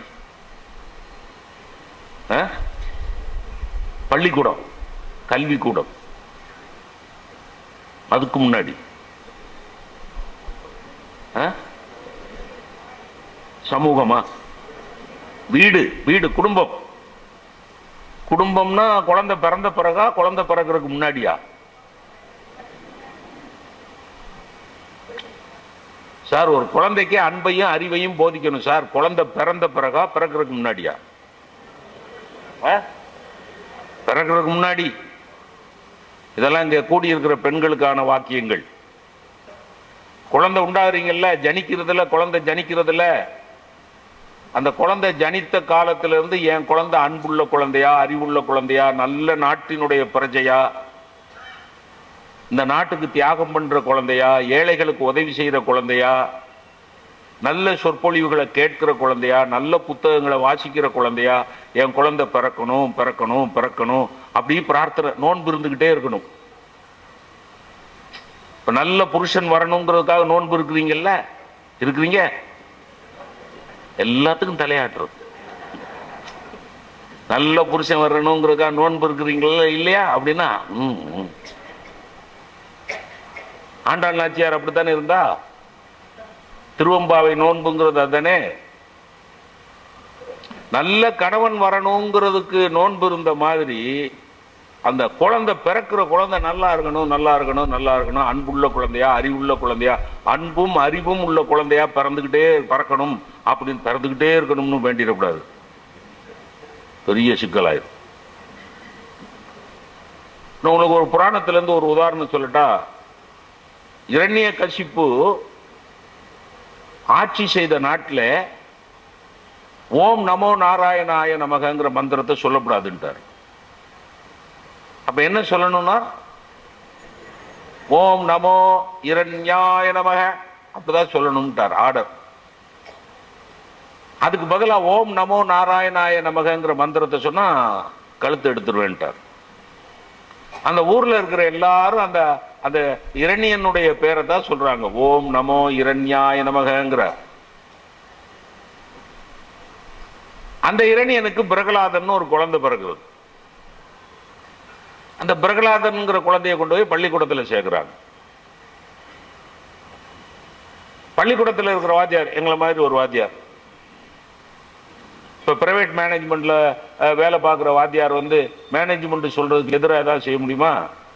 செய்ய முடியாது, செய்யக்கூடாது. அப்ப அவர் எல்லா பிள்ளைகளுக்கு பாடம் ஆரம்பிக்கிறதுக்கு முன்னாடி ஓம் நமோ இரண்யாய நமகங்கிறார். 15 குழந்தைகள் இருக்கிற இடத்துல 14 குழந்தைகள் ஓம் நமோ இரண்யாய நமகங்குது. ஒரே ஒரு சத்தம் மட்டும் அதுக்கு மத்தியில ஓம் நமோ நாராயணாய நமக அப்படின்னு வருது. வாத்தியாருக்கு வேர்க்குது. ஏன்னா யாரு தலை போயிரும்? வாத்தியார் ஆசிரியர் தலை போயிரும். யாரதுன்னார். பிரகலாதன் இரண்யனுடைய பிள்ளை எந்திரிச்சு, நான் தான் சுவாமி சொன்னேன், தம்பி உங்க அப்பா பேரை தான் சொல்லணும், உங்க அப்பா பேரை தான் மந்திரமா உச்சரிக்கணும். இந்த ஓம் நமோ நாராயண துஷ்ட துஷ்ட துஷ்ட நாமங்களை உச்சரிக்கப்படாது. எது துஷ்ட நாமம்? நாராயணாய நமகங்கிறது துஷ்ட நாமம், சொல்லக்கூடாது. அவன் இந்த உயிரே போனாலும் நான் இதுதான் சொல்லுவேன். இப்ப கேள்வி என்ன தெரியுமா? எல்லாரும் அச்சத்தின் வயப்பட்டு ஓம் நமோ இரண்யாய நமக என்று சொல்லிக் கொண்டிருந்த ஒரு நாட்டில் ஒரு சின்ன குழந்தை மட்டும் ஓம் நமோ நாராயணாய நமக என்று உச்சரிக்கிற தைரியத்தை எப்படி பெற்றது? அதுக்கு என்ன அடிப்படை? புராணத்தில் எழுதுகிறார்கள், பிரகலாதனுடைய தாயார் அந்த குழந்தை ஜனித்த காலத்திலே இருந்து நாரத முனிவரை தினமும் வரவழைத்து ஓம் நமோ நாராயணாய நமக ஓம் நமோ நாராயணாய நமக என்கிற மந்திரத்தை உச்சரித்து உச்சரித்து கருவறைக்குள்ள பிள்ளைக்கு உருவேற்றினார்கள். ஒன்னு ஞாபகம் வச்சுங்க, ஒரு காலகட்டத்துக்கு பிறகு நீங்கள் சிந்திக்கிற சிந்தனை எல்லாம் உங்களுடைய கருப்பையில் இருக்கிற குழந்தைகளுக்கு போகும். நீங்கள் வாசிக்கிற புத்தகத்தின் கருத்துகள் எல்லாம் குழந்தைக்கு போகும். நம்ம என்ன நினைக்கிறோம்? பிறந்த பிறகுதான் இன்ஸ்ட்ரக்ஷன் கொடுத்தா போதும்னு நினைக்கிறோம். கிடையாது. குழந்தை கருவறையிலே இருக்கிற காலத்துல இருந்து என்ன பண்ணிக்கிட்டே இருக்கணும்? பிரார்த்தனை பண்ணிக்கிட்டே இருக்கணும், நல்ல மந்திரங்களை சொல்லிக்கிட்டே இருக்கணும், கொன்றை வேந்தன் சொல்லணும், ஆத்திச்சூடி சொல்லணும், திருக்குறள் சொல்லணும். சீரியல் பார்க்கப்படாது. இந்த டிவி சீரியல்ல உட்கார்ந்துட்டா சார், நீங்க நம்ப மாட்டீங்க சார், ஒரு மாமியாருக்கு விஷம் கொடுக்கறதுக்கு ஒரு மருமக 7 மாதமா கலக்குறா சார். எனக்கு தெரியும், ஒரு சீரியல்ல கலக்குறா கலக்குறா கலக்குறா கலக்குறா, தொடரும் தொடரும்ங்கிறான். ஒரு வாரத்துல பார்த்தா ஸ்பூனை உள்ள போடுறா, தொடரும். அடுத்த வாரத்துல பார்த்தா 5 சுத்து சுத்துறா, தொடரும். அடுத்த வாரத்துல பார்த்தா ஸ்பூன் எடுத்து வெளியே வைக்கிறா, தொடரும். அடுத்த வாரத்துல பாத்தீங்கன்னா அந்த டம்ளரை தூக்குறா, தொடரும். அடுத்த வாரத்துல பார்த்தா டம்ளரை எடுத்துக்கிட்டு 5 ஸ்டெப் வைக்கிறா, தொடரும். ஒரு 10-20 வாரம் கழிச்சு மாமியா கிட்ட போயிட்டா. எல்லாரும் பெண்கள் ஆண்கள்லாம் இன்னைக்கு கொடுத்துருவா பாருங்க, எப்படி கலாச்சாரத்தை மாத்திட்டாங்கடா. ஒரு காலத்துல சினிமா படத்துல கதாநாயகிய போட்டு இழுத்துக்கிட்டு நம்பியார் போனாருன்னா எம்ஜிஆர் வருவார், குதிரையிலயோ ஆலமரத்து விழுத புடிச்சுக்கிட்டோ வருவாரு. அவர் வர்றதுக்கு கொஞ்சம் லேட் ஆயிடுச்சுன்னா ஐயோ எப்போ வருவார் எம்ஜிஆர், எப்போ வருவார். அதாவது ஒரு ஜீவன் வருத்தப்படுறத பார்த்து துடிச்ச இதயங்கள் உள்ள நாடு இது. சினிமால கூட நம்பியார் சண்டாள பாவி, அந்த பிள்ளைய என்ன பாடுபடுத்துறான். எம்ஜிஆர் எலெக்ஷனுக்கு ஓட்டு கேட்டு போன போது ஒரு கிழவி சொன்னாலும் அவர் கிராமத்துல, ஐயா ராசா மகராசா தங்க மாதிரி இருக்கியடா அப்பா, தங்க மாதிரி இருக்கிய, இவ்வளவு நல்ல குணம், ஏழை எளியவங்களுக்கெல்லாம் உதவி பண்றியப்பா, ஆனா உனக்கு நான் பாட்டி ஒண்ணு சொல்றப்பா, இந்த நம்பியார் பயல்கிட்ட கவனமா இரு. யாரு நம்பி, அதாவது உண்மைன்னு நினைக்கிறா சார். நம்பியார் எம்ஜிஆர் அடிக்கிற நம்பியாரு உண்மைன்னு நினைக்கிறா.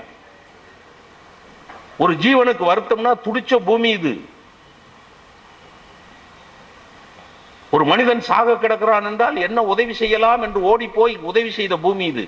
இப்போ மாமியாரே மருமகள்கிட்ட கேட்கிறா, ஏமா கொடுத்துருவாள்ல இன்னைக்கு, கொடுத்துருவா. அப்புறம் அவ கை கால் வெட்டிக்கிட்டு இருக்கிறது 10 வாரம். என்ன இந்த இது என்ன? கர்ப்பமா இருக்கையில தயவு செய்து இந்த டிவியில, குறிப்பா டிவியில நியூஸ் கேளுங்க, பழைய நியூஸ் கூட கேட்காதீங்க. ஏன்னா என்ன நியூஸ் வருது? பூரா அல்பத்தனமான நியூஸ் தான் வருது. பழைய பாடல்கள் ஏதாவது ஓடிச்சுன்னா கேளுங்க. இல்லைன்னா காலங்காத்தால நம்ம இறைவனுடைய பாடல்கள் போடுவாங்க, இல்ல ஆலய தரிசனம்னு ஒரு ப்ரோக்ராம் வருது. கர்ப்பமா இருக்கிற பொண்ணுங்க தயவு செய்து அதை பாருங்க. அதை விட்டுட்டு இப்படியே டிவியை பார்த்துட்டு, அது அவன் சீரியல்காரங்க பண்ற அநியாயம். ஏற்கனவே சொன்னான்னு தெரியல, மறுபடி சொன்னாலும் பரவாயில்ல. எங்க அத்தை ஒருத்தங்க இருக்காங்க சார், 88 வயசு. அவங்களால இப்படி நிமிர்ந்து உட்கார முடியாது. ஆனா அந்த டிவிக்கு முன்னாடி குப்புற படுத்துக்கிட்டு அந்த ஒரு குறிப்பிட்ட சீரியல் பார்க்கலன்னா அவங்களுக்கு சாப்பாடு ஓடாது, தூக்கம் வராது. இதுல என்ன கொடுமை ஆயிடுச்சுன்னா, எங்க அத்தைக்கு 3 வாரம் டைபாய்டு காய்ச்சல் ஆயிடுச்சு. 3 வாரம் கண்ணு திறக்க முடியல. உஷ்ணம் 104 டிகிரி 105 டிகிரி காய்ச்சல். டிவி பார்க்க முடியல. ஒரு 3-4 வாரம் கழிச்சு குளிச்சுட்டு வந்துட்டாங்க. 7:30 8 மணியோ அந்த சீரியல், ஏதோ ஒரு சீரியல், செம்பருத்தி மாதிரி ஏதோ ஒரு சீரியல். இப்ப செம்பருத்தி தான் ஃபேமஸ் ஜி டிவில.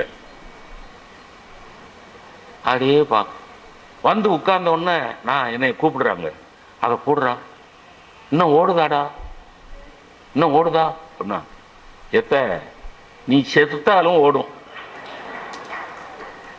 அது ஆரம்பிச்சே 8 மாதம் தான் ஆகுது, அது இன்னும் ஓடும், நீ ஒன்றும் கவலைப்படாத, போடு போடு போட்டாச்சு. இதுல இந்த காய்ச்சலா கிடந்த அந்த 4 வாரத்துல என்ன பண்ணாங்க,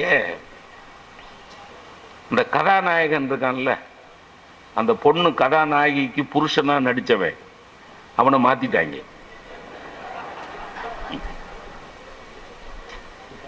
அந்த கதாநாயக நடிகருங்க டைரக்டருக்கு ஏதோ சிக்கல், மாத்திட்டாங்க. மாத்திட்டு கீழே ஒரு ஸ்க்ராலிங் போட்டாங்க, இனிமேல் இந்த பொண்ணுக்கு புருஷனா இவர் நடிப்பார், இவருக்கு பதிலாக இவர் அப்படின்னு போட்டுட்டு அங்க கதை ஓடிக்கிட்டே இருக்கு.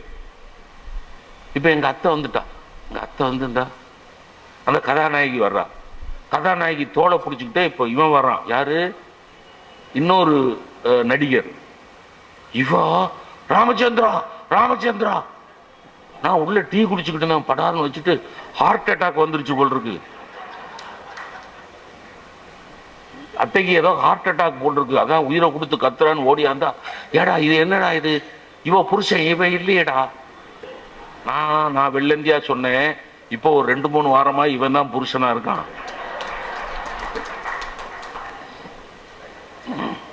இப்போ 2-3 வாரமா இவன் தான் புருஷனா இருக்கான உடனே, ஐயோ அவ அழுக, புருஷனை இல்லாமடா மாத்துவாங்க.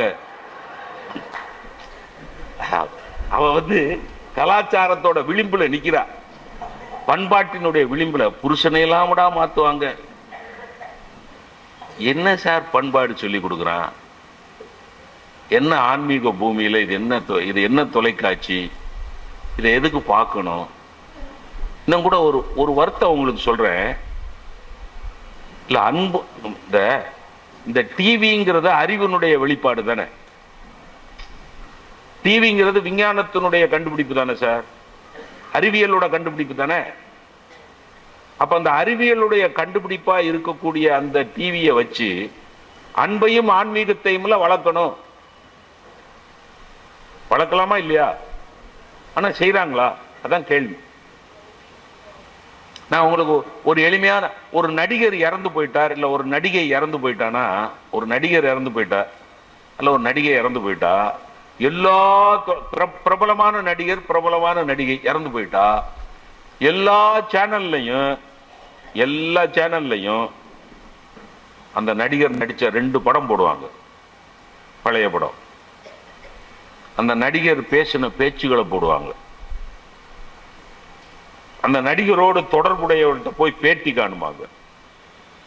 நடக்குதா இல்லையா சார்? எல்லா சன்னா இருக்கட்டும், கலைஞரா இருக்கட்டும், நான் எல்லா டிவிலையும் பேசுறேன், அது வேற விஷயம், கூப்பிடாட்டாலும் பரவாயில்ல. தப்புன்னு சொல்லணும்ல. தப்புன்னு சொன்னா தானே ஆன்மீகம், அறிவு.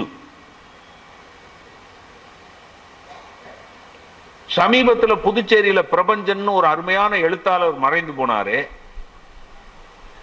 நீலாப்பா, நம்ம அவரு அசோகமித்திரன் மறைந்து போனாரு. எவ்வளவு பிரமாதமான எழுத்தாளர்கள், அறிவின் குறியீடாக விளங்கியவர்கள், அவர்களுடைய படைப்புகளின் மூலமாக இந்த சமுதாயத்துக்கு பல நல்ல நன்மைகளை செய்தவர்கள்.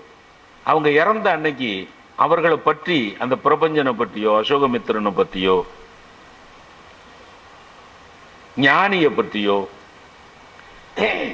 ஏதாவது ஒரு செய்தியில மட்டும் ஒரு வரி வரும், இறந்தார், மறைந்தார், அவ்வளவுதான்.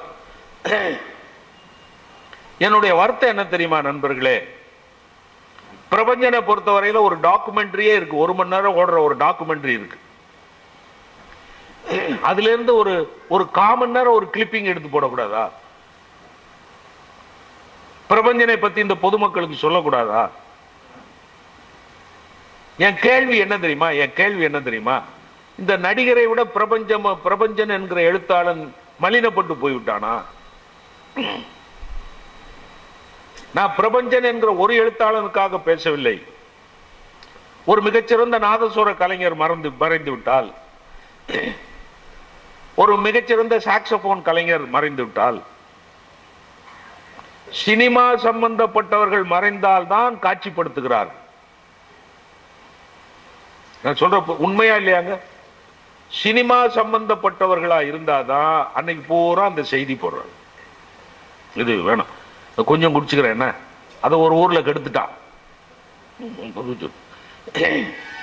ராமச்சந்திரன் தண்ணி அடிச்சுட்டு பேசுறான் அப்படின்ட்டான்.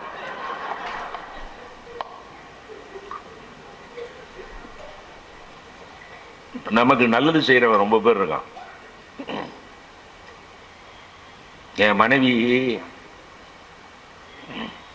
சில நேரம் செருப்பு போடாம ஸ்கூட்டர் எடுத்துருவேன் காலேஜ் புறப்படுறதுக்கு. மறதி, டிமென்ஷியா, அந்த நோய்க்கு பேர் என்ன? டிமென்ஷியா.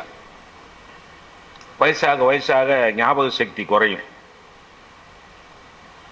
மனைவியவே பார்த்து, யார் நீ? ஓ பொஞ்சாதி, எத்தனை வருஷமா? பயோடேட்டா கேட்குறான். வயசாயிருச்சுன்னு அர்த்தம். செருப்பு போடாம வந்துட்டு ஸ்கூட்டர் எடுத்தேன்னா உடனே செருப்பை தூக்கிட்டு ஓடி வருவா. பத்தினி.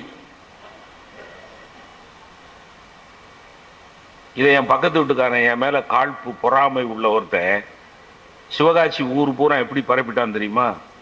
ராமச்சந்திரன் காலேஜுக்கு கிளம்பணும்னா அவன் பொஞ்சாதி செருப்பு எடுக்கணும்ட்டான். என்ன அர்த்தம் வருது தெரியுமா?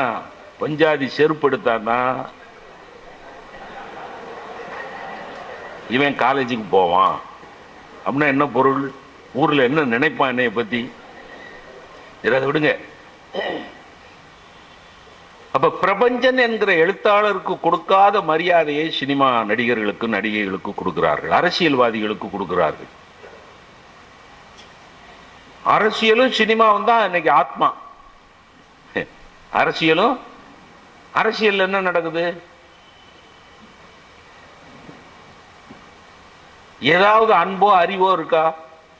அதை வெளிப்படையா பேச முடியாது. ஆனா நான் ஊருக்கு போகணும்.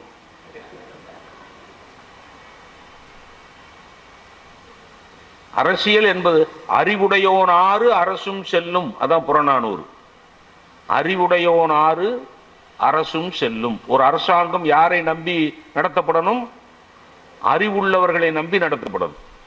அறிவுடையோன் ஆறு, ஆறுனா வழியாக, அறிவுடையவனுடைய வழியிலே அரசாங்கம் போக வேண்டும். இதான் சொல்லப்பட்டது.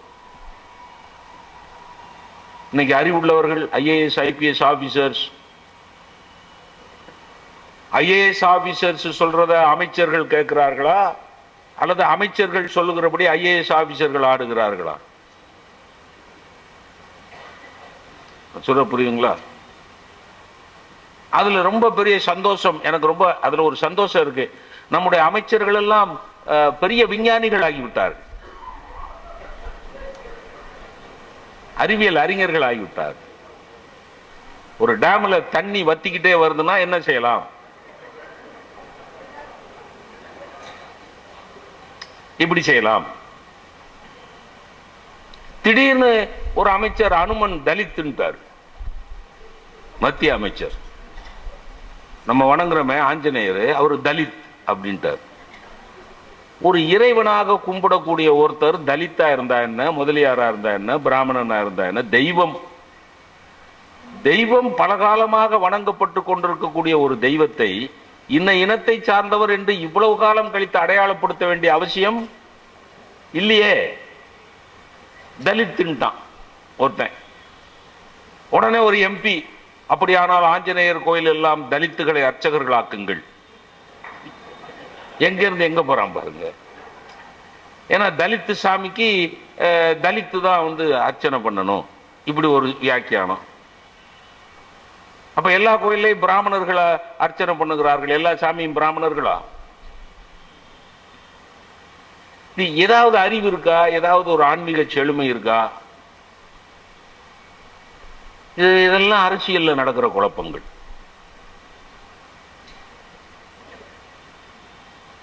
துட்டு துட்டு பணம் பணம் பணம் பணம்.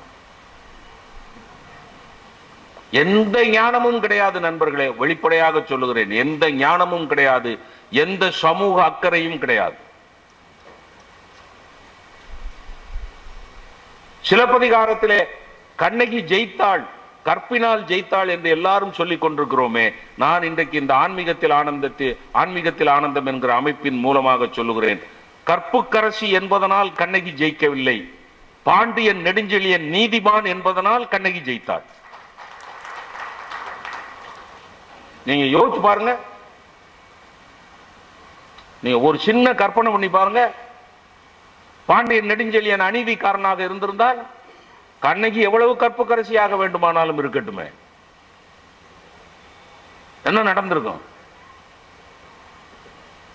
அவன் சபையில போய் நின்றுகிட்டு அறிவு கட்ட ராஜான்னு பேசுறா சார். பாண்டியன் நெடுஞ்செழியன் சபையில போய் நின்னுகிட்டு, அவன் ஊர்ல போய் நின்னுகிட்டு அவனை பார்த்து அறிவு கட்ட நாயே, அறிவு கட்ட ராஜா, தேரா மன்னா செப்புவதுடையேன்,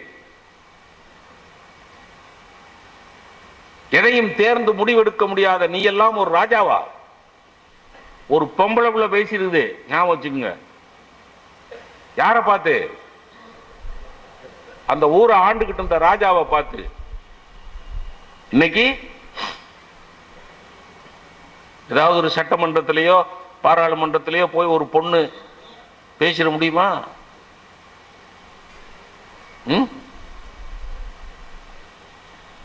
எந்த முடிவும் சரியாக எடுக்க தெரியாத முதலமைச்சர் அவர்களே குண்டர் சட்டத்தில் தூக்கிடுவான். சொல்ல புரியுதுங்களா? இன்னைக்கு நான் ஒரு சின்ன கற்பனை பண்ணி பார்க்கிறேன். கண்ணகி கதை இன்னைக்கு நடந்திருந்தா என்ன பண்ணிருப்பான் தெரியுமா? கண்ணகி கமிஷன் ஒண்ணு போடுவான். கண்ணகி கமிஷன் ஒண்ணு போட்டு ஒரு 35 வருஷம் கழிச்சு ரிப்போர்ட் வரும். 35-40 வருஷம் கழிச்சு ஒரு ரிப்போர்ட் வரும். இப்ப இந்த இந்த மரணத்தை பத்தி ஒரு கமிஷன் போய்கிட்டு இருக்குல்ல, தேவையாங்கிறதெல்லாம் யோசிச்சு பார்க்கணும். 35 வருஷம் கழிச்சும் கமிஷன் ரிப்போர்ட் என்ன சொல்லும் தெரியுமா? கண்ணகிக்கு கால் கிடையாது. காலே இல்லாத போது கால் சிலம்பு எப்படி இருக்கும்? கால் சிலம்பே இல்லாத போது எப்படி களை வாங்க முடியும்? இது ஒரு ரிப்போர்ட். அப்ப கண்ணகியும் இருக்க மாட்டா, கோவலனும் இருக்க மாட்டான், நெடுஞ்செழியனும் இருக்க மாட்டான். அறிவுடையோர் ஆறு அரசும் செல்லும். இன்னைக்கு நிலைமையை நினைச்சு பாருங்க. அப்போ அதுதான் சொல்ல வந்தேன். உங்க குழந்தைகளை நீங்க நல்லபடியா வளர்க்கணும்னா கர்ப்பம் தரித்த காலத்திலிருந்து நல்ல ஞான விதைகளை அந்த குழந்தைகளுடைய ஆத்மாவில் விதையுங்கள். ரொம்ப முக்கியமான விஷயம். இந்த அல்ப விஷயங்களில் ஈடுபடாதீர்கள். நல்ல சிந்தனைகளை மனதுக்குள் கொண்டு வாருங்கள். நல்ல கீதங்களை பாடுங்கள். நீங்க பாடகியா இருக்கணும்னு அவசியம் இல்லை. சொற்றுணை வேதியன் சோதிவானவன் பொற்றுணை திருந்தடி பொருந்த கைதொழ கற்றுணை பூட்டியோர் கடலில் பாய்ச்சினும் நற்றுணையாவது நமசிவாயவே அப்படிங்கிறத சும்மா அப்படி சொல்லிக்கிட்டே இருங்க. குலம் தரும் செல்வம் தந்திடும் அடியார் படுதுயராயின எல்லாம் நிலம் தரம் செய்யும் நீள் விஷும் பருளும் அருளோடு பெருநிலம் அளிக்கும் வளம் தரும் மற்றும் தந்திடும் பெற்ற தாயினும் ஆயின செய்யும் நலந்தரும் சொல்லை நான் கண்டு கொண்டேன் நாராயணா எனும் நாமம். அப்படி கர்ப்பம் தரிச்சிருக்க பொண்ணு அதை சொல்லிக்கிட்டே இருங்க. நீங்க பாடணும்னு அவசியம் இல்லை. எனக்கு பாடவே வராது, ஒருத்தருக்கும் பாட வர வேண்டாம். நீங்க நல்ல விஷயங்களை மனசுக்குள்ள நினைச்சுக்கிட்டே இருந்தா கூட போதும் இல்ல. பாடுறது எல்லாருக்கும் வருமாமா? நல்லா பாடுவீங்களா நீங்க? எல்லாரும் நல்லா பாடிடுவாங்களா? நான்லாம் ஓரளவுக்கு நல்லா பாடுவேன். என் மனைவிக்கு ராத்திரி கண்ணு முழிச்சானா டைம் என்னன்னு தெரிஞ்சாதான் அடுத்து தூங்குவா. ராத்திரி இப்போ ஒரு 2:30 மணிக்கு கண்ணு முழிச்சான்னு வைங்களேன், பாத்ரூம் போறதுக்கு என்னை உசுப்பி தூங்கின்னு என்னை உசுப்பி ஏங்க மணி என்னங்க அப்படின்பா. டெய்லி கேப்பா. அது அவளுக்கு ஒரு நோய். நேரம் ஏன் நேரம் சரியில்லாததுனால அவ நேரம் கேப்பா. ஏங்க இப்ப என்னங்க டைம் அப்படின்பா. அதுக்கு தான் நான் ஒரு உத்தி கண்டுபிடிச்சேன். ஒரு நாள் என்ன ஆயிடுச்சு, எங்க வீட்டில் இந்த டைம் பார்க்குற எல்லா சாதனமும் பழுதாயிருச்சு. இந்த செல்போன்ல கூட டைம் தெரியல, வாட்சில் தெரியல, வால் கிளாக்ல தெரியல, அலாம் டைம் பீஸ் எதுலையுமே தெரியல. ராத்திரி என்னங்க என்னங்க என்னங்க டைம் என்னங்க அப்படின்னா, அது ஒரு நிமிஷம் இரு. எங்க ரூம்ல இருக்க 2 ஜன்னலை திறந்தேன். திறந்துட்டு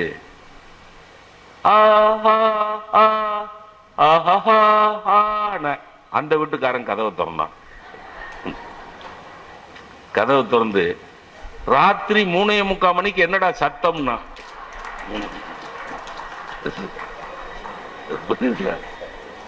3:45 மணி தாயி தூக்கு. அதில் அப்படி நான் பாடக்கூடியவன். அதாவது எல்லாத்திலையும் நன்மை இருக்குங்க. எல்லாராலையும் நல்லா பாட முடியுமா என்ன?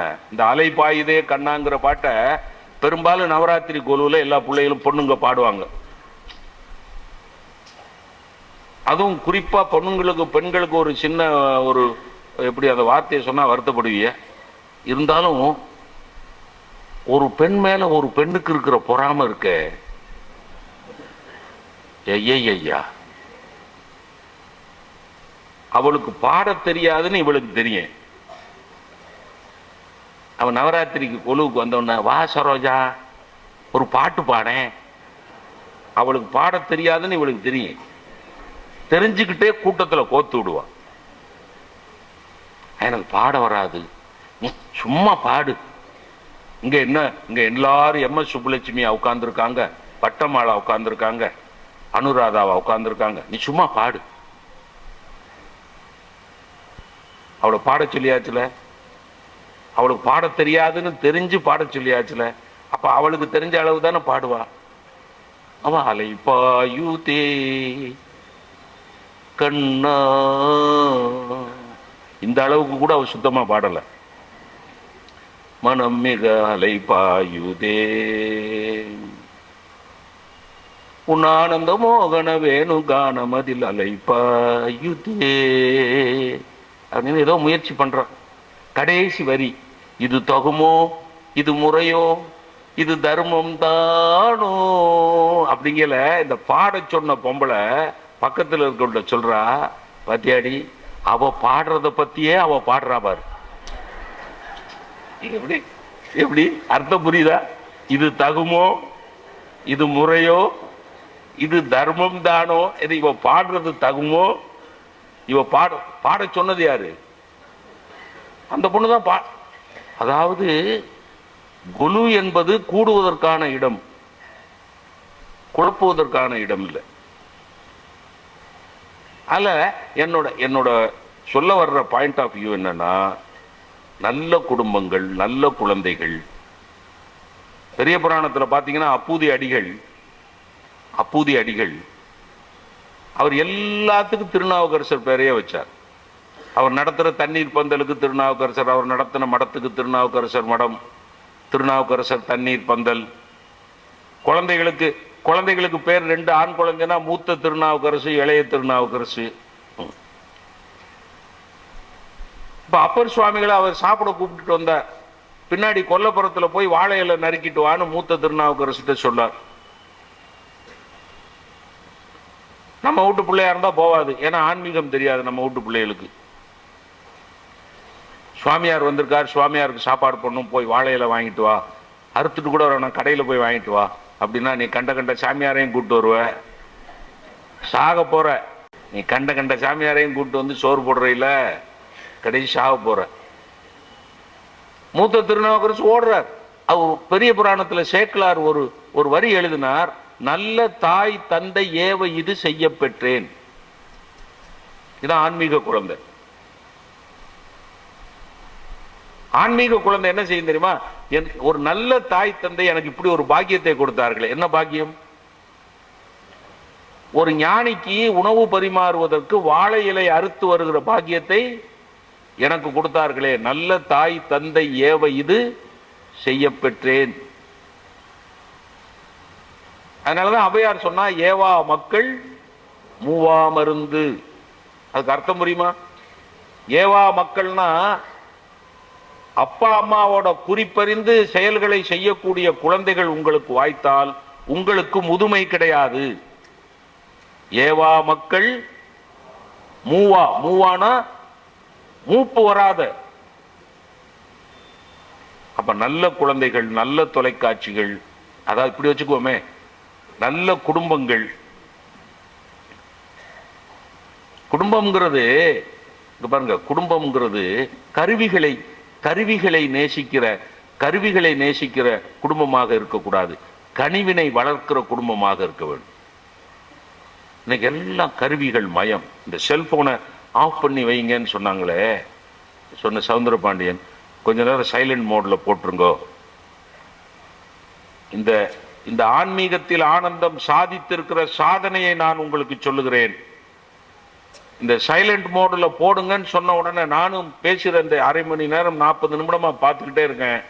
எல்லாரும் சைலண்ட் மோட்ல போட்டுட்டு ஒருத்தர் கூட இந்த 40 நிமிடத்துல அந்த செல்போனை எடுத்து பார்க்கவோ பேசவோ காதுல வச்சு பாட்டு கேட்கவோ செய்யல சார். இது உங்க அமைப்பு செய்திருக்கிற சாதனை சார். மற்ற அமைப்புகள்ல நான் 40-45 வருஷமா பேசிக்கிட்டு இருக்கேன். குறைஞ்சபட்சம் என்ன பண்ணுவாங்க தெரியுமா? எது மெசேஜ் வந்திருக்கானாவது பார்ப்பாங்க. குறைஞ்சபட்சம் இதை எடுத்து இதை எடுத்தாங்கன்னா இது ஒரு நெசசரி ஈவில், ஒரு தேவையான ஒரு அயோக்கியத்தனம். இந்த செல்போன் இருக்கு, இது ஒரு தேவையான அயோக்கியத்தனம். இது இல்லாமலே இனிமேல் இருக்க முடியாது. ஏன்னா அதுக்குள்ள அத்தனை கருவிகள், அத்தனை அறிவியல் இருக்கு, இதுக்குள்ள அத்தனை அறிவு இருக்கு. இப்ப என் பாயிண்ட் வந்து இதை அன்போட உபயோகப்படுத்துங்கிறது தான். இந்த அறிவை அன்போட பயன்படுத்துங்க. இது ஒரு காலத்துல அலாரம் டைம் பீஸ் வச்சாதான் காலையில 4 மணிக்கு எந்திரிக்க முடியும். இன்னைக்கு இதுல இருக்கு. வாட்ச் கட்டினாதான் டைம் பார்க்க முடியும். இன்னைக்கு இதுல இருக்கு. தர்மபுரிக்கு நான் மதுரையில இருந்து வரணும்னா மதுரையில இருந்து தர்மபுரிக்கு தான் டிக்கெட் போட முடியும், ரிசர்வேஷன். தர்மபுரியில இருந்து மதுரைக்கு போறதுக்கு தர்மபுரியில வந்து தான் டிக்கெட் போடணும்.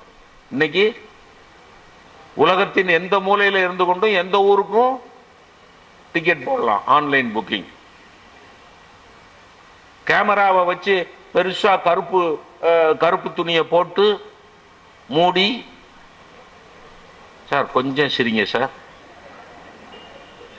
அவ்வளவு வேண்டாம் சார்,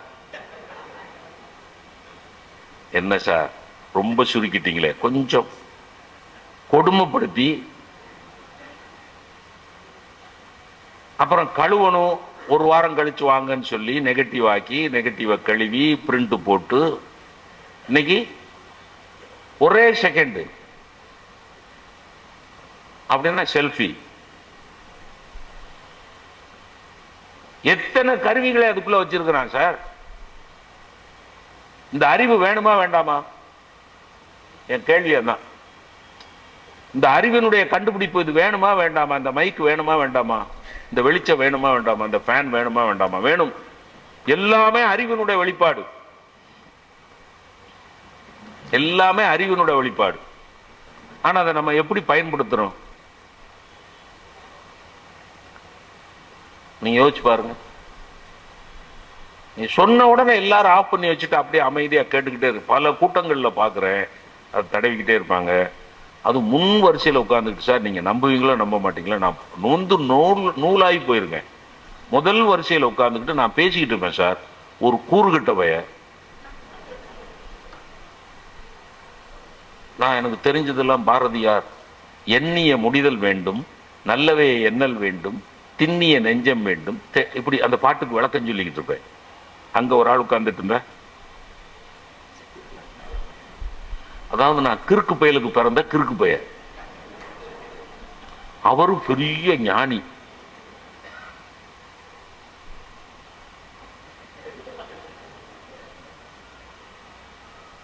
நான் என்ன சொல்ல வரேன்னு புரியுதுங்களா? பேச்ச கேட்க விருப்பம் இல்லைன்னா, இது பேச்சுக்கான இடம் தானே, பேச்சு நடக்க போதும் தானே பிளக்ஸ் வச்சிருக்கீங்க. செல்போன் பார்க்க வாங்கன்னு பிளக்ஸ் வைக்கல இல்ல, புரியுதா? இப்ப அன்பும் அறிவுங்கிற தலைப்பு தான் சொல்லிக்கிட்டு இருக்கேன். ஒரு அறிவின் கருவியாக இருக்கக்கூடிய செல்போனை எப்படி பயன்படுத்துறோம் பாருங்க.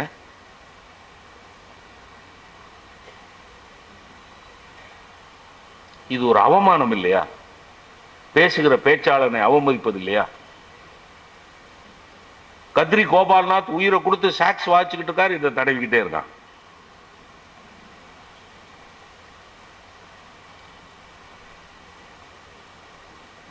உயிரை கொடுத்து நித்யஸ்ரீ மகாதேவன் பாடிக்கிட்டு இருக்காங்க, இதை தடவிக்கிட்டே இருக்கிறான். என் கேள்வி, ஒரே கேள்வி, பாட்டு கச்சேரி நடக்கிற இடத்துக்கு வந்தா பாட்டை கேளுங்க, பேச்சு நடக்கிற இடத்துக்கு வந்தா பேச்சை கேளுங்க, குத்தாலத்துக்கு போனா குளிங்க, கடற்கரைக்கு போனா கடல் காத்த அனுபவிங்க, குழந்தைங்களை பார்த்தா குழந்தைங்களை கொஞ்சுங்க. இது எதுவுமே செய்யாம எல்லா நேரத்திலும் இதையே தடவிக்கிட்டே இருந்தா 24 hours மேனியா. இந்த செல்போன் என்ன ஆயிடுச்சு? 24 hours மேனியா. நேற்று ஒரு 24 வயசு பொண்ணு, நான் வந்த ட்ரெயின்ல மங்களூர் எக்ஸ்பிரஸ்ல எனக்கு லோயர் பெர்த், அந்த பொண்ணுக்கு அப்பர் பெர்த். மல்லிகார்ஜுன சுவாமி கொடுத்த உரிமை.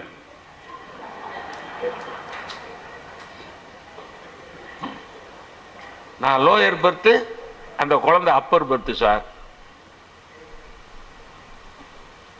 5 மணிக்கு சென்ட்ரல் மெட்ராஸ் சென்ட்ரல் இருந்து கிளம்பிச்சு சார். அப்ப எடுத்த போன் சார், அப்ப எடுத்த செல்லு. இந்த காதுல வேற எதையோ மாட்டிக்கிடுதுங்க. அந்த ரயில் கவுந்ததுன்னு வைங்க, கவுள்ற சத்தம் கேட்காது, காதுல எதையோ மாட்டிக்கிட்டு. 9 மணிக்கு கொண்டாந்து முறப்பூர்ல இறக்குறான், 4 மணி நேரமும் பார்த்துக்கிட்டே இருக்கு சார். பக்கத்துல எவன் இருக்கான், என்ன செய்யறான். முன்னாடிலாம் ரயில் பயணம் எவ்வளவு இனிமையா இருக்கும் சார். அண்ணே நீங்க மதுரை அண்ணே, எங்கனே போறீங்க, ஒரு வடை சாப்பிட்றீங்களானே, கொஞ்சம் கூஜான்னு ஒன்று இருக்கும், அந்த கூஜால கொஞ்சம் தண்ணி ஊற்றி, அதில் ஒரு டம்ளர் இருக்கும், பித்தளை டம்ளர், அதில் ஊற்றி எனக்கு கொஞ்சம் தண்ணி குடிக்கிறீங்களானே. இன்னைக்கு அதை நம்பி குடிக்கவும் முடியல. தண்ணி குடிக்கிறீங்களன்னு நான் அன்புல கொடுக்குறான் போல் இருக்குன்னு நம்ம குடிச்சிட்டோம்னு வைங்க, இறங்கையில வேற ரயில்ல போய்கிட்டு இருக்கோம், மாத்தி போட்டுறாங்க. 4 மணி நேரம் சார். அப்படி 4 மணி நேரம் பார்க்கறதுக்கு அதுல என்ன சார் இருக்கு? அது மாதிரி கூட்டத்தில் உட்கார்ந்து சத்தம் போட்டு பேசுறது, ஒரு ரயில் பஸ்ல உட்கார்ந்துக்கிட்டு சத்தம் போட்டு, அது வந்த பிறகு அமைதியான பயணமே இல்லை சார். இந்த செல்போன் வந்த பிறகு அமைதியான பயணமே இல்லை. ஒரே நேரத்தில் 10 பேர் பேசுறான். அதுவும் சில பேர் பார்த்தீங்கன்னா, சொல்லுப்பா கேக்குது சொல்லு, அப்புறம் என்ன சொல்லு, பொஞ்சாதி அடிக்கிறாளா, அவன் பொஞ்சாதி அடிக்கிறாங்கிறத பொது இடத்துல வச்சு அவ்வளவு சத்தமா சொல்றான். கூட்டத்தில் வச்சுக்கிட்டு கச்ச கச்ச கச்ச கச்ச கச்சன்னு பேசு. எனக்கு நேரடியா ஏற்பட்ட ஒரு அனுபவத்தை சொல்றேன். கோயம்புத்தூரா ஏதோ ஒரு ஊர் பேர் ஞாபகம் இல்லை. மூணாவது ரோல இது மாதிரி பெரிய இன்ஸ்ட்ருமெண்ட் இல்லை, சின்னதாக ஒன்று வச்சிருக்கிறாரு. இந்த இப்போ இப்போ சாஃபிஸ்டிகேட்டடாக ஒன்று அது இப்படி வச்சிருக்காரு. கையில் ஃபோன் இருக்கிறது தெரியல, இப்படி வச்சிருக்காரு. ஏதோ கன்னத்தில் கை வச்சிருக்க மாதிரி தெரியுது. நான் இதே மாதிரி பேசிக்கிட்டு இருக்கேன், நீ பேச்சை நிறுத்துங்கிறார்.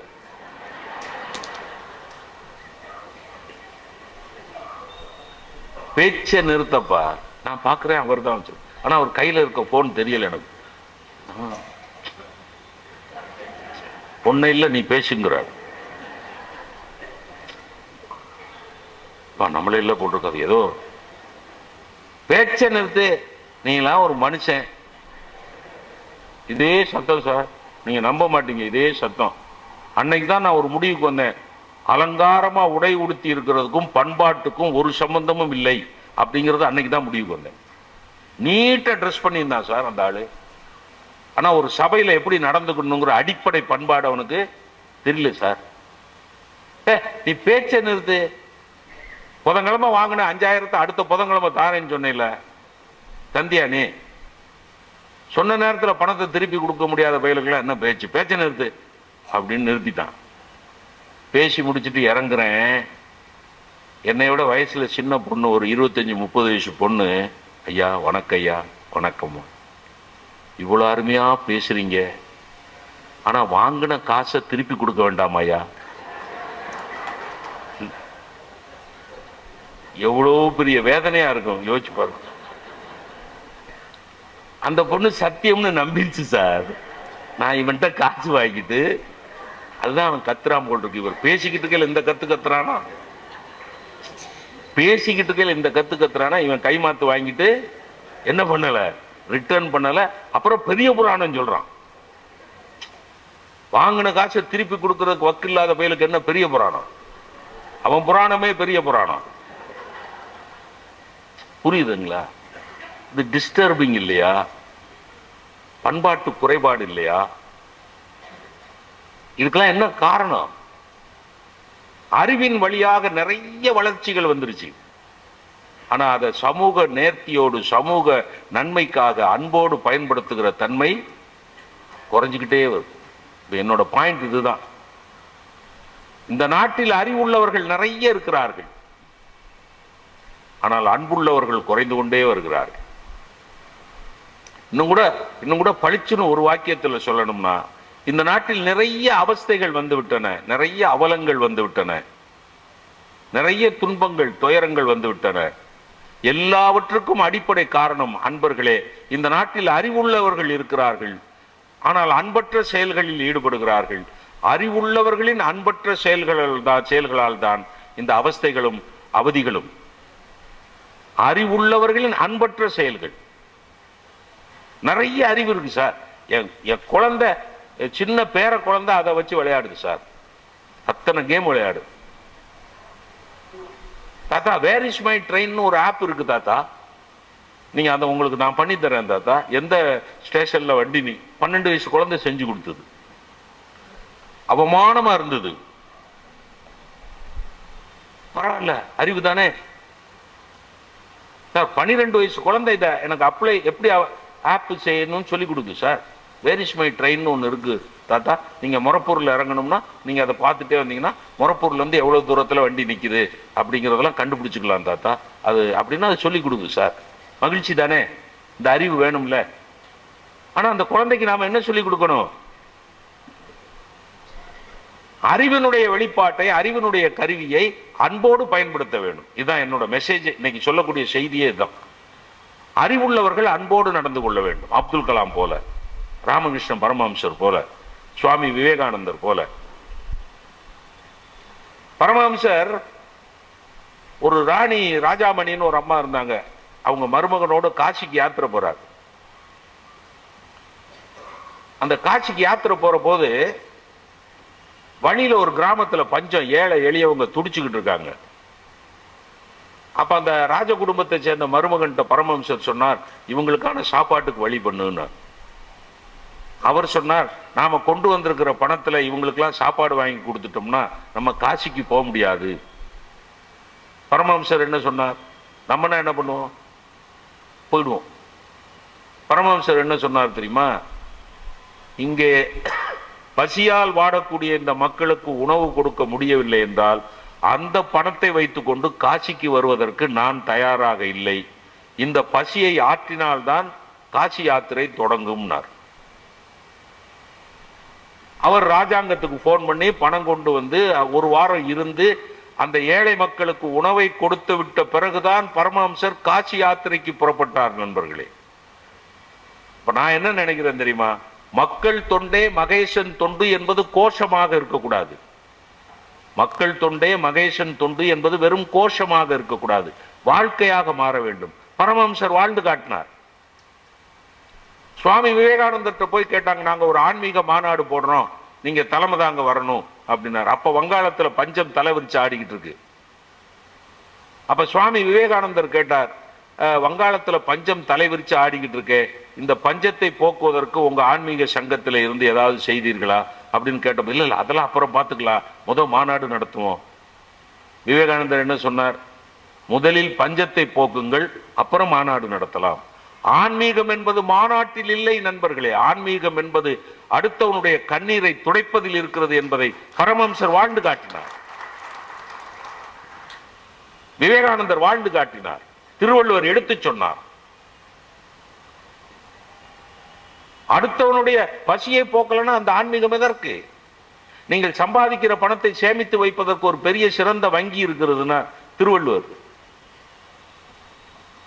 நீங்க சம்பாதிக்கிற பணத்தை பாதுகாப்பாக புண்ணியம் தேடி தருகிற வகையில் சேமித்து வைப்பதற்கு ஒரு வங்கி இருக்கிறது, பேங்க் இருக்கிறது. எந்த வங்கி தெரியுமா? பசிக்கிற ஏழையினுடைய வயிறுன்னு எழுதினார் திருக்குறள். பசிக்கிற ஏழைக்கு சோறு கொடுத்தா நீங்க சம்பாதிச்சிருக்கிற பணத்தை சேர்த்து வைக்கிற வங்கி அதுதான். இதான் ஆன்மீகம். இதை குழந்தைகளுக்கு சொல்லிக் கொடுங்க. பேசிக்கிட்டு இருக்கல அதை பேசுங்க. கல்வி கூடத்திலே ஆசிரியர் பெருமக்கள் எல்லா நேரத்திலும் பிசிக்ஸ் சொல்லிக் கொடுக்கிற வாத்தியார் கூட இதை சொல்லிட்டு பிசிக்ஸ் சொல்லிக் கொடுங்க. மனித நேயத்தை சொல்லிக் கொடுத்துட்டு அப்புறம் பிசிக்ஸ், மனித நேயத்தை சொல்லிக் கொடுத்துட்டு அப்புறம் கெமிஸ்ட்ரி, மனித நேயத்தை சொல்லிக் கொடுத்துட்டு அப்புறம் மைக்ரோ பயாலஜி, அப்படி மாத்துவோம். நீங்க மனித நேயமே இல்லாமல் கல்வி என்பது சம்பளத்தை நோக்கியது, கல்வி என்பது வேலையை நோக்கியது, கல்வி என்பது சொந்த வீடை நோக்கியது, கல்வி என்பது மனிதத்தை நோக்கியது. அதான் விவேகானந்தர் மேன் மேக்கிங் எஜுகேஷன் அப்படின்னார். நண்பர்களே, நீங்கள் கற்றறிந்தவர்கள் என்பதனால் நான் ஒன்று சொல்லுகிறேன். எஜுகேஷனல் குவாலிஃபிகேஷன்ஸ் அப்படிங்கிறாங்கல்ல, எஜுகேஷனல் குவாலிஃபிகேஷன் அது என்னது? இப்போ நான் MA MPhil PhD, what is your educational qualification அப்படின்னு கேட்டால் நான் என்ன சொல்றேன்? எம்ஏ எம்ஃபில் பிஹெச்டிங்கிறேன். What is your educational qualification? BE, ME. What is your educational qualification? MBBS. அப்படி சொல்லக்கூடாது. நான் இப்ப இன்னைக்கு இருக்கிற நிலைமை ஆராய்ச்சி பண்ணி சொல்றேன். எஜுகேஷன் வேறு, குவாலிஃபிகேஷன் வேறு, ரெண்டையும் சேர்க்காதீங்க. Education is for making man, qualification is for making money. கல்வி என்பது மனிதத்தை உருவாக்குவதற்காக, குவாலிஃபிகேஷன் பட்டம் என்பது சம்பாத்தியம் பண்ணுவதற்காக. ரெண்டையும் குழப்பாதீங்க. குவாலிஃபிகேஷன்ங்கிறது எம்ஏ எம்ஃபில் பிஹெச்டி, அது எதுக்கு? ஒரு வேலையில் உட்கார்றதுக்கு. வேலை எதுக்கு? சம்பாதிக்கிறதுக்கு, சொந்த வீடு வாங்குறதுக்கு, கார் வாங்குறதுக்கு, மனைவி மக்களை சந்தோஷமாக்குறது. எஜுகேஷனுங்கிறது என்னது? பக்கத்தில் இருக்கிறவன் துன்பத்தை துடைக்கிறதுக்கு.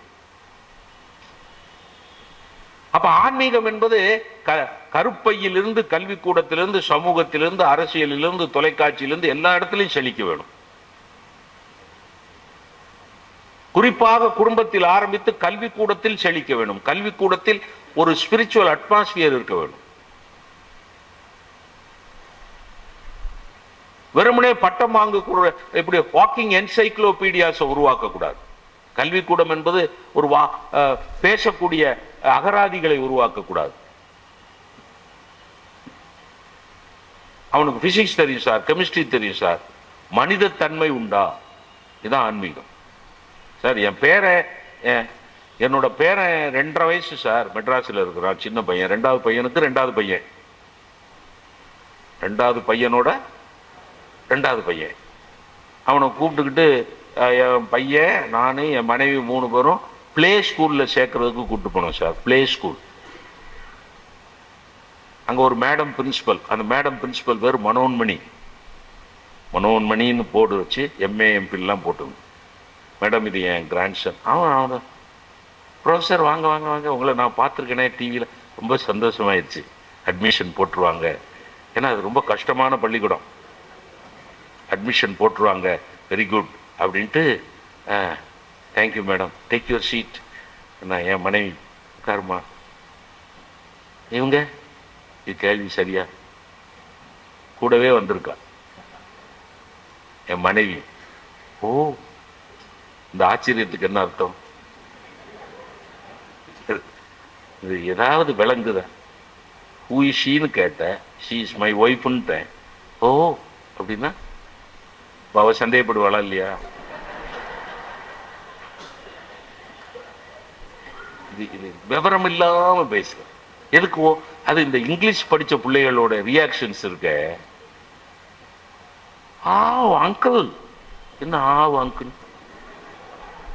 ஏப்ப விட்டானா? ஐயா வணக்கம்னு சொன்னது போச்சு, மாமா வணக்கம்னு சொன்னது போச்சு. Uncle, hi, hello, how are you? Doctor போய் டாக்குங்கிறான். Hello doc, how are you? உச்சரிப்பு தப்பா போச்சுன்னு வைங்க. ஹலோ டாக் அப்படின்ட்டான்னு வைங்க. அவர் வா, உங்க பேச்சுனா எனக்கு ரொம்ப பிடிக்கும் ப்ரொஃபசர். யூடியூப்ல எல்லாம் உங்க பேச்சு கேட்பேன். நான் மேடம் பிரின்சிபல் சொல்ல சொல்ல எனக்கு அப்படி சந்தோஷம். சரி, admission is becoming easier. Good good good, very good. அதான் யார் பையன்? என் பேரன், பிளே ஸ்கூல்ல அட்மிஷன். ஓகே ஓகே, போட்டுடலாம் போட்டுடலாம். அந்த கிளார்க் அங்கே இருக்காங்க இல்ல, அவங்கள்ட்ட ஒரு 4 லட்சம் ரூபா கட்டிட்டு ரசீது வாங்கிட்டு வாங்க.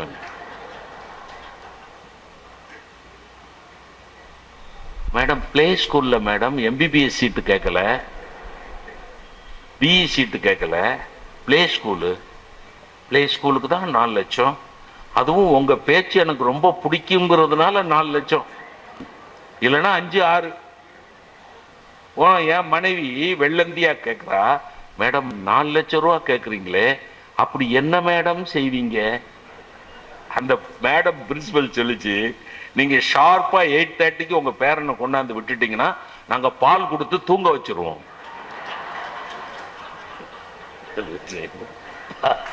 பால் கொடுத்து தூங்க வைக்கிறதுக்கு 4 லட்சம் ரூபாயா?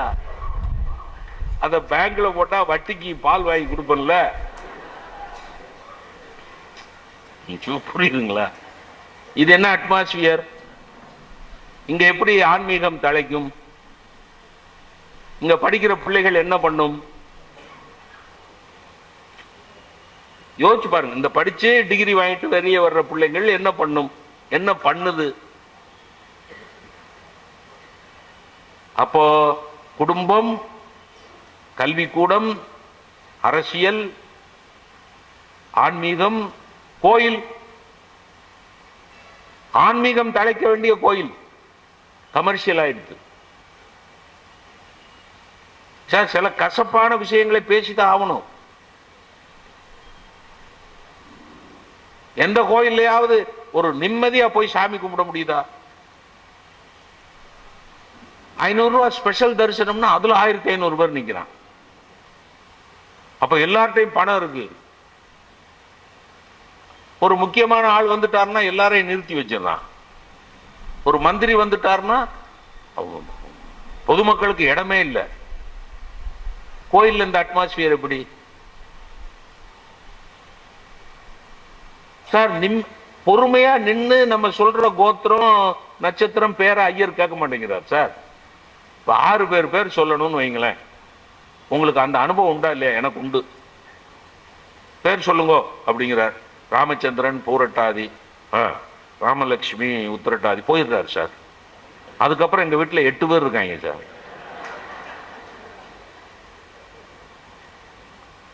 8 பேரை நான் யார்கிட்ட சார் சொல்றது? டைரக்டா சொல்லு. யார்கிட்ட? Direct connection to lord Shiva. மத்தியில மீடியேட்டர் வேண்டாம். நின்னு பொறுமையா கேட்டா என்ன சார்? அதுக்கு தானே சார் அவர் அங்க இருக்கிறார்.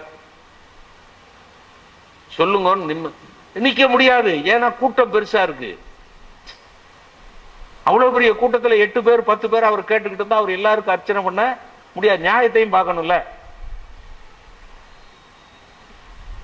தட்டுல துட்டு போட்டீங்கன்னா ட்ரீட்மெண்ட் வேற, துட்டு போடாம திருநீர் கை நீட்டி பாருங்க.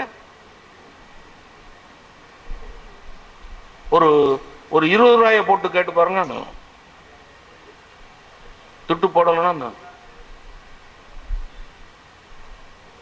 நீங்க ஒரு 500 ரூபாய போடுங்க, முருகன் சிலையவே கொண்டாந்து உங்கள்கிட்ட கொடுத்து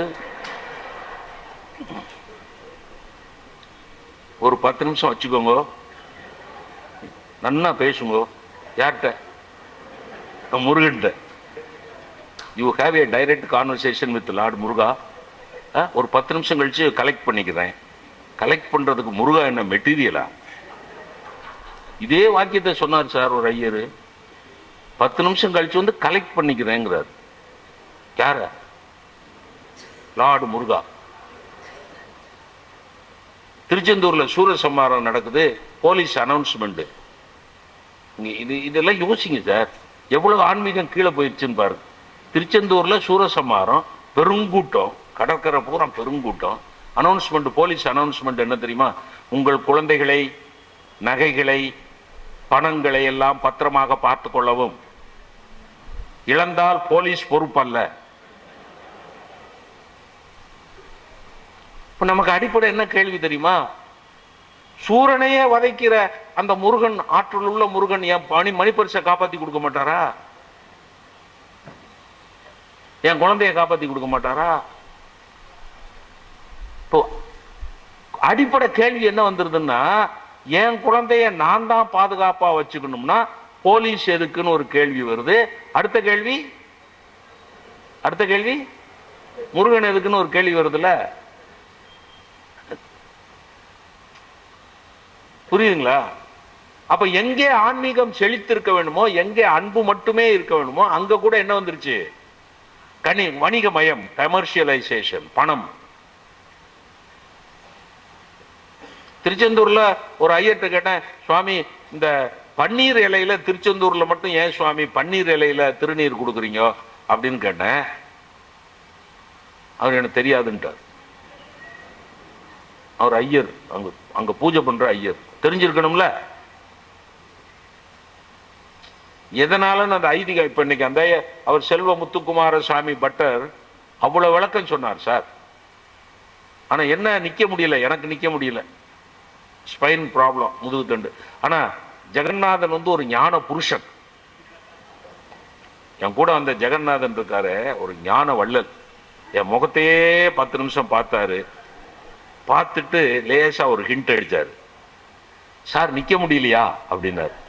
இது எனக்குள்ள ஹிண்ட் இல்ல, ஐயருக்குள்ள ஹிண்ட். போதும்ங்கிற. ஆனா ஐயர் விட மாட்டேங்கிறார். அவர் என்ன பண்ணாரு, ஸ்டூல் எடுத்துட்டு வாங்கன்ட்டார். அதனால ஞான விஷயங்களை கேட்கலாம்ல, தப்பு ஒண்ணு இல்லையே. அவர் ஸ்டூல் உட்கார வச்சு அவ்வளவு விளக்கம் சொன்னார் சார். அந்த துர்க்கை அம்மனுக்கு எவ்வளவு விளக்கம் சொன்னாரு, எப்படி தாயார மடியில வச்சிருக்கார் பகவான், அதுக்கு என்ன அர்த்தம், இந்த கோயிலோட விசேஷம் என்ன, மல்லிகார்ஜுன சுவாமி கோயிலோட விசேஷம் என்ன, அந்த கோயிலோட அந்த வர வாசுதேவரா அந்த கோயிலோட விசேஷம் என்ன, எல்லாமே சொல்லி கொடுத்தார் சார். எனக்கு எல்லாமே அறிவு கிடைச்சது. அவர் அவுட் ஆஃப் த வே போய் அவ்வளவு சொல்லணும்னு அவசியம் இல்லைல்ல. 25 நிமிஷம் செலவழிச்சார் எங்களுக்காக. அந்த திருச்செந்தூர் எனக்கு தெரியாதுன்ட்டார். ஆனா அவரோட கண்ணியத்தை நான் பாராட்டினேன். ஏன்னா தெரியாதுங்கிறத தெரியாதுன்னு ஒத்துக்கிட்டார்ல. அது பெரிய அறிவு சார். அறிவின் உச்ச எது தெரியுமா? எது தெரியும் எது தெரியாது என்பதை தெரிந்து கொள்வது. மிகச்சிறந்த ஞானி யார் தெரியுமா? தெரியாது என்பதையெல்லாம் தெரிந்து வைத்திருக்கிறவன் தான் ஞானி. எனக்கு இது தெரியாது. இப்ப என்கிட்ட நன்னூலுக்கு சூத்திரம் சவுந்தரபாண்டியன் கேட்டா எனக்கு தெரியாது. நன்னூல் சூத்திரம் சொல்லுன்னா எனக்கு தெரியாது. தெரியாதுன்னு சொல்ல பழகிக்கங்க. அப்புறம் எங்க வீட்டுக்கு வந்து தறி நெய்ற என் தாத்தாட்ட கேட்டேன். எங்க தாத்தா தறி நெய்வார், ஹேண்ட்லூம். கைத்தறி. படிப்பறிவு இல்லாத தாத்தா. தாத்தா ஏன் தாத்தா திருச்செந்தூர் இலை, திருச்செந்தூர்ல மட்டும் பன்னீர் இலையில வச்சு கொடுக்குறாங்க அப்படின்னு கேட்டேன். அவர் சொன்னார், நீ அந்த இலையை திருப்பி பாரு ராமச்சந்திரா, அந்த இலையை திருப்பி பார்த்தேன்னா, இப்படி திருப்பி புரட்டி பார்த்தேன்னா 12 நரம்பு இருக்கும். பன்னீர் இலையில 12 நரம்பு இருக்கும். முருகனுக்கு 12 கைகள். பன்னீர் இலையில வச்சு கொடுக்கறதனோட ஐதீகம் என்னன்னா, முருகன் தன்னுடைய 12 கைகளால் அந்த திருநீரை கொடுப்பதாக ஐதீகம். அதனாலதான் 12 நரம்புள்ள பன்னீர் இலையில திருச்செந்தூர்ல திருநீர் கொடுக்குறாங்கிறத படிப்பறிவு இல்லாத எங்க தாத்தா சொன்னார். வேத பாடசாலையில போய் படித்த ஐயருக்கு நான் குறை சொல்லல, நான் சொல்றது புரிஞ்சுக்கிறேங்க. நான் தயவு செய்து நான் சொல்றது தப்பா புரிஞ்சுக்காதீங்க. என் தாத்தாவை உயர்த்தி அந்த ஐயரை தாழ்த்தி பேசல. நான் சொல்ல வர்றது என்னன்னா, நீங்கள் எந்த துறையில் இருக்கிறீர்களோ அந்த துறையினுடைய அறிவை பெருக்கிக் கொள்ளுங்கள். அதுதான் என் point. I am not talking about a particular person. ஒரு குறிப்பிட்ட ஆளை சொல்லல. நான் எந்த துறையில் இருக்கிறேனோ அந்த துறையில் உள்ள அறிவை, அடிப்படை அறிவை நான் வளர்த்து கொள்ள வேண்டும். அந்த அடிப்படை அறிவை அன்போடு உலகத்துக்கு கொடுக்க வேண்டும். இதான் அந்த பேச்சு. அறிவு அன்பாக மாற வேண்டும், அவ்வளவுதாங்க. ஒரே வரியில சொல்லணும்னா அறிவு அன்பாக மாற வேண்டும். அறிவு நிறைய இருக்கு சார். இந்த நாட்டில் அறிவு இல்லாம இருக்கா? நான் வந்து அடிப்படையில் பிசிக்ஸ் படித்தேன். கொஞ்சம் பிசிக்ஸ் தெரியும், மேத்ஸ் தெரியும், கெமிஸ்ட்ரி தெரியும், இங்கிலீஷ் படித்தேன். இங்கிலீஷ் டிபார்ட்மெண்ட்ல தான் வேலை பார்த்தேன். அதனால இங்கிலீஷ் தெரியும், கொஞ்சம் தமிழ் தெரியும். அதே மாதிரி எல்லாத்துலயும் அறிவு இருக்கு சார். நான் பிசிக்ஸ் படிக்கல, கெமிஸ்ட்ரியில வால்யூமெட்ரிக்கான அறிவுக்கும் அன்புக்குள்ள ஒரு வித்தியாசம் சொல்ல பாருங்க. பிசிக்ஸ் படிக்கல வால்யூமெட்ரிக் அனாலிசிஸ்னு கெமிஸ்ட்ரியில ஒரு எக்ஸ்பெரிமெண்ட் வரும். நம்ம பிசிக்ஸ் படிக்கிற பிள்ளைங்களுக்கு தெரியும். வால்யூமெட்ரிக் அனாலிசிஸ்னா நீளமா ஒரு பியூரட் கொடுப்பாங்க, பிப்பட் கொடுப்பாங்க, பீக்கர் கொடுப்பாங்க. அது எனக்கு வந்து கெமிஸ்ட்ரி வராது. கெமிஸ்ட்ரி மேத்ஸ் இது ரெண்டும் வராது. அதனால தான் பிஎஸ்சி பிசிக்ஸ் முடிச்ச உடனே எம்ஏ இங்கிலீஷுக்கு போயிட்டேன். ஆனா கண்டிப்பா எம்எஸ்சி படிக்க முடியாது, எம்எஸ்சி படிக்க போனேன்னா ஃபெயில் ஆயிருவேன்னு 100க்கு 100 எனக்கு தெரியும். ஏன்னா கெமிஸ்ட்ரியும் வராம மேத்ஸ் வராம எப்படி பாஸ் ஆகுறது? எனக்கு வராதுன்னு, எனக்கு எது தெரியாதுங்கிறது எனக்கு தெரியும். ஆனா பிஎஸ்சி டிகிரி வாங்கிட்டேன், அரை குறையா படிச்சு எப்படியோ வாங்கிட்டேன். அதுல ஒரு எக்ஸ்பெரிமெண்ட் சொல்லி கொடுத்தாங்க அந்த கெமிஸ்ட்ரியில. அது இப்படி ஒரு இது இங்க கெமிஸ்ட்ரி படிச்சவங்களுக்கு தான் அது விளங்கும். அதை விடுங்க, நான் சுருக்கமா சொல்றேன். இப்படி செய்யின்னு சொல்லி கொடுத்தாரு. எல்லா 45 பையங்களையும் நிறுத்தி இப்படி இந்த எக்ஸ்பெரிமெண்ட் இப்படி செய்ய, இதுல இருந்து டிராப்பா சேரு, இப்படி பீக்கரை குறுக்கு, கலர் மாறும், கலர் மாறையில ரீடிங் எடுத்துக்கோன்னு ஏதோ சொல்லி கொடுத்தாரு. இந்த பக்கம் ராமமூர்த்தின்னு ஒரு பையன், 3 பேர் நிற்போம். இப்படி நீளமான டேபிள், அந்த பக்கம் ஒருத்தன், மத்தியில் ஒருத்தன், இந்த பக்கம் ஒருத்தன், 3 பேர் ஒரு டேபிள்ல 3 பேர் அந்த எக்ஸ்பெரிமெண்ட் செய்வோம். அன்னைக்கு ராமமூர்த்தி, ராமச்சந்திரன், ராமசாமி 3 பேர் நிக்கிறோம். ராமராஜ்யம், கெமிக்கல் ராமராஜ்யம். இவனும் 2 பேரும் சின்சியரா செய்யறான். எனக்கு செய்ய தெரியல. அவர் சொல்லி கொடுத்தது விளங்கல, பாதி விளங்குச்சு, விளங்கல. என்னென்னமோ செய்யறேன், ஒன்னும் ரிசல்ட் வர மாட்டேங்குது. அவன் அப்படியே உயிரை கொடுத்து செஞ்சுக்கிட்டு இருக்கான், இவன் உயிரை கொடுத்து செஞ்சுக்கிட்டு இருக்கான். பெல் அடிக்க போகுது. செஞ்சிட்டீங்களா, ரிசல்ட் கொண்டாங்கன்ட்டாரு ப்ரொஃபசர். 10 நிமிஷம் தான் இருக்கு, எல்லாரும் ரெக்கார்ட் நோட் புக் எடுத்துட்டு வாங்க அப்படின்ட்டார். இவன் செஞ்சு ரிசல்ட் வந்துருச்சு. ராமமூர்த்திக்கு ரிசல்ட் வந்துருச்சு, ராமசாமிக்கு ரிசல்ட் வந்துருச்சு. எனக்கு வரல, எனக்கு செய்யவே இல்லை. ஆனா அந்த 2 பேருடைய அன்பை நான் எக்ஸ்ப்ளாய்ட் பண்ணேன். அவங்க 2 பேரையும் அறிவு உள்ளவங்க, அன்பு உள்ளவங்க 2 பேரும். நான் என்ன பண்ணேன், ராமமூர்த்தி ஓ ரிசல்ட் என்னன்னு 10.8ன்னா, ராமசாமி ஓ ரிசல்ட் என்னன்னு 10.2ன்னா, 2 பேரும் அன்போட என்கிட்ட ரிசல்ட் சொல்லிட்டாங்க. ஒரு ஆவரேஜ் போட்டேன். 10.8 + 10.2 is equal to 20.10 divided by 2, 10.5. அறிவே இல்லாம ஒரு ரிசல்ட், அறிவோட ஒரு ரிசல்ட், அறிவோட ஒரு ரிசல்ட், அறிவு இல்லாம ஒரு ரிசல்ட். 3 பேர் ரெக்கார்ட் நோட்டை எடுத்துட்டு போறோம், இப்படி எடுத்துட்டு போறோம். எனக்கு முகம்லாம் வேர்க்குது. ஏன்னா அந்த காலத்துல எல்லாம் ப்ரொஃபசர் காலேஜ் பயலுள்ளே அடிச்சு விடுவாரு. தப்பா இருந்ததுன்னா சப்புன்னு கன்னத்தில் அடிச்சிருவார். நான் படித்த காலத்தில் 1965 66 பட்டார்னு அடிச்சிருவார். இப்போலாம் 3-4 கிளாஸ் படிக்கிற பயலுள்ளே அடிக்க முடியாது. அன்னைக்கு ஒரு பஞ்சாயத்து ஸ்கூல் வாத்தியார் ஒரு 4ஆம் கிளாஸ் பையில அடிக்கிறதுக்கு கை தூக்கி இருக்காரு. அவன் கக்க கக்கன்னு சிரிச்சிருக்கான். அவருக்கு வெறி பிடிச்சு போய் ஏண்டா அடிக்கிறதுக்கு கை தூக்குறேன் சிரிக்கிற ஏண்டா நான் பயம் இல்லை இல்ல பயப்படுறீங்கள சார் இருக்கு. நீங்க தான் சார் பயப்படணும்னா யார அடிக்க வர்ற வாத்தியார். நான் எதுக்குடா பயப்படணும், குடும்பம் தெருவுக்கு வந்துடும். யார் குடும்பம் அடிச்சேன்னா மவனை அவ்வளவுதான், சட்டப்படி தொடப்படாது. அப்பெல்லாம் பட்டார்னு அடிச்சு விடுவாரு. பயந்துகிட்டே போறோம். ராமூர்த்தி சார்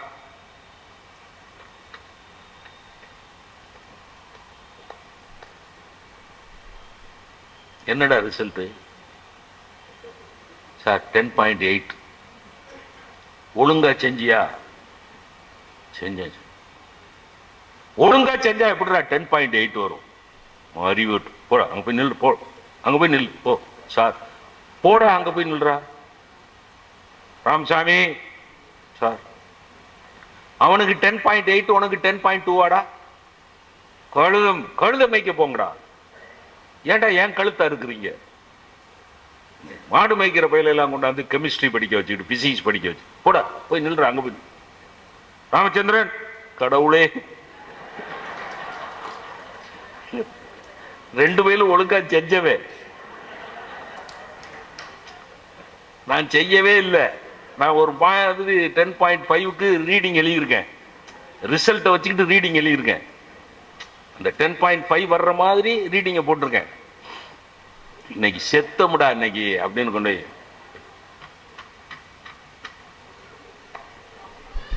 10.5. Yes sir.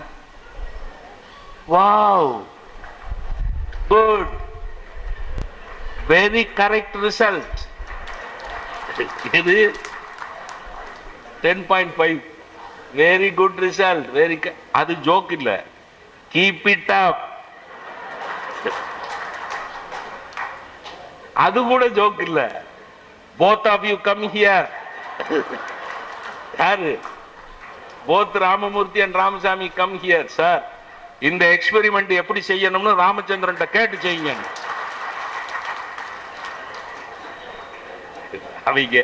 அவங்க 2 பேர் நிலைமை யோசிச்சு பாருங்க. சரி சார்னாங்க, வேற என்ன பண்றது? சரி சார் அப்படின்ட்டு வந்துட்டாங்க. வெளியில வந்த உடனே சொன்னாங்க, மாப்பிள்ள உனக்கு உடம்பு பூரா மச்சம்டா. எனக்கு இன்னைக்கு அந்த இன்சிடென்ட் அப்படியே ஞாபகத்தில். இப்படியே சொன்னா, மாப்பிள்ள உனக்கு உடம்பு பூரா மச்சம்டா, கஷ்டப்பட்டு செஞ்சது நாங்க, பேர் வாங்கினது நீயாடா அப்படின்னு. அறிவில் இது சாத்தியம். என் கேள்விதான், அறிவில் இது சாத்தியம். இந்த பாயிண்ட் தான் முக்கியம். சிரிக்கிறது முக்கியம் இல்ல. ஒரே சோதனையை 10 பேர் செய்தாலும் ஒரே ரிசல்ட் வரும். தவறான ரிசல்ட் வந்தால் அதை மறுபடி செய்து சரியான ரிசல்ட் வர வைக்க முடியும். ஒரே சோதனையை திரும்ப திரும்ப செய்து ஒரே ரிசல்ட்டை கொண்டு வர முடியும். இது எல்லாம் எதுல சாத்தியம்? அறிவில் சாத்தியம். அன்பில் நானும் அவரும் ஒரே மாதிரி அன்பு செலுத்த முடியாது. நானும் அவரும் ஒரே மாதிரி அன்பு, ஜெகநாதன் சவுந்தரபாண்டியன் வைத்திருக்கிற அன்பினுடைய அளவும் ராமச்சந்திரன் வைத்திருக்கிற அன்பினுடைய அளவும் ஒன்னா இருக்க முடியாது. அறிவில் கூடுதல் குறைச்சல் இருக்கும், அன்பில் கூடுதல் குறைச்சல் கிடையாது. அன்புனா அன்புதான். நீங்க நிறைய படிச்சவர் சார், நிறைய அறிவு உள்ளவர் சார்னு சொல்லலாம். இவனுக்கு அவ்வளவு அறிவு பத்தாது சார், அறிவு குறைவு சார். அன்புல அப்படி கிடையாது. இவர் நிறைய அன்புள்ளவர் சார், இவர் குறைய அன்புள்ள. அன்புல நிறைவு குறைவு கிடையாது. அன்பு ஒரே அளவு தான். முடிக்கிறதுக்கு முன்னாடி நான் இப்படி சொல்றேன், அறிவு வசப்பட்டு வாழ்கிறவர்கள் பெர்ஃபார்ம் பண்ணுகிறார்கள், அன்பு வசப்பட்டு வாழ்கிறவர்கள் கான்ட்ரிபியூட் பண்ணுகிறார்கள். இன்றைக்கு உலகத்துக்கு எது தேவை? பெர்ஃபார்ம் பண்றதுனா செயல் செய்கிறார்கள். அறிஞர்கள் செயல் செய்கிறார்கள், அன்பர்கள் பங்களிக்கிறார்கள். புரியுதுங்களா? பெர்ஃபார்மன்ஸ் வேறு, கான்ட்ரிபியூஷன் வேறு. இன்னைக்கு நம்ம நாட்டுக்கு தேவை பெர்ஃபார்மன்ஸ் மட்டுமல்ல, எது வேணும்? கான்ட்ரிபியூஷன். அறிவுள்ளவர்கள், அவர் பரமஹம்சர் தான் சொல்லுவார், நாம ருச்சி, 4 விஷயம் இந்த உலகத்துக்கு தேவை, மக்களுக்கு தேவைம்பாரு. நாம ருச்சி, பக்த பிரியம், ஜீவ தயா, ஜீவ சேவா. இந்த 4 விஷயம். நாம ருச்சினா என்ன தெரியுமா? இந்த நாக்குக்கு பகவானுடைய நாமத்தை ருசிக்க பழகி கொடுக்க வேணும். நம்ம அல்வா ருசிக்கிறதுக்கு, ஜாங்கிரி ருசிக்கிறதுக்கு, கூட்டு பொரியல் ருசிக்கிறதுக்கு தான் நாக்க பழக்கி இருக்கணும். நற்றவா உன்னை நான் மறக்கினும் சொல்லும் நான் நமச்சிவாயவே. என்ன அருமையான வரி சார். நற்றவா உன்னை நான் மறக்கினும், கடவுளே உன்னையவே நான் மறந்துட்டா கூட என் நாக்கு நமசிவாய நமசிவாயன்னு சொல்லிக்கிட்டே இருக்கும். நற்றவா உன்னை நான் மறக்கினும் சொல்லும் நானா நாக்கு, சொல்லும் நமசிவாயவே. உன்னையே உங்களுக்கு எளிமையான உதாரணம் சொன்னா, பைத்தியம் பிடிச்சிருச்சு. ஒரு பையன் ஒரு பொண்ணை காதலிக்கிறான், அவனை மண்டையில் அடிச்சுட்டாங்க, அவனுக்கு மண்டையில மூளை இருந்திருக்கு, கலங்கிருச்சு. ஏன்னா மூளை இல்லாத பையில மண்டையில் அடிச்சாலும் மூளை கலங்காது இல்ல. இப்ப மூளை கலங்கிருச்சு, பைத்தியம் பிடிச்சிருச்சு அந்த பையலுக்கு. அப்பா நிக்கிறார், ஆறு நீ ஆறு நீ ஆறுங்கிறான். அம்மா நிக்கிறாங்க, நீ ஆறு நீ ஆறு நீ ஆறுங்கிறான். யாரு இல்லைன்னா கமலா கமலா கமலா கமலாங்கிறான். புரியுதா என்னன்னு? பைத்தியம் பிடிச்சிருச்சு.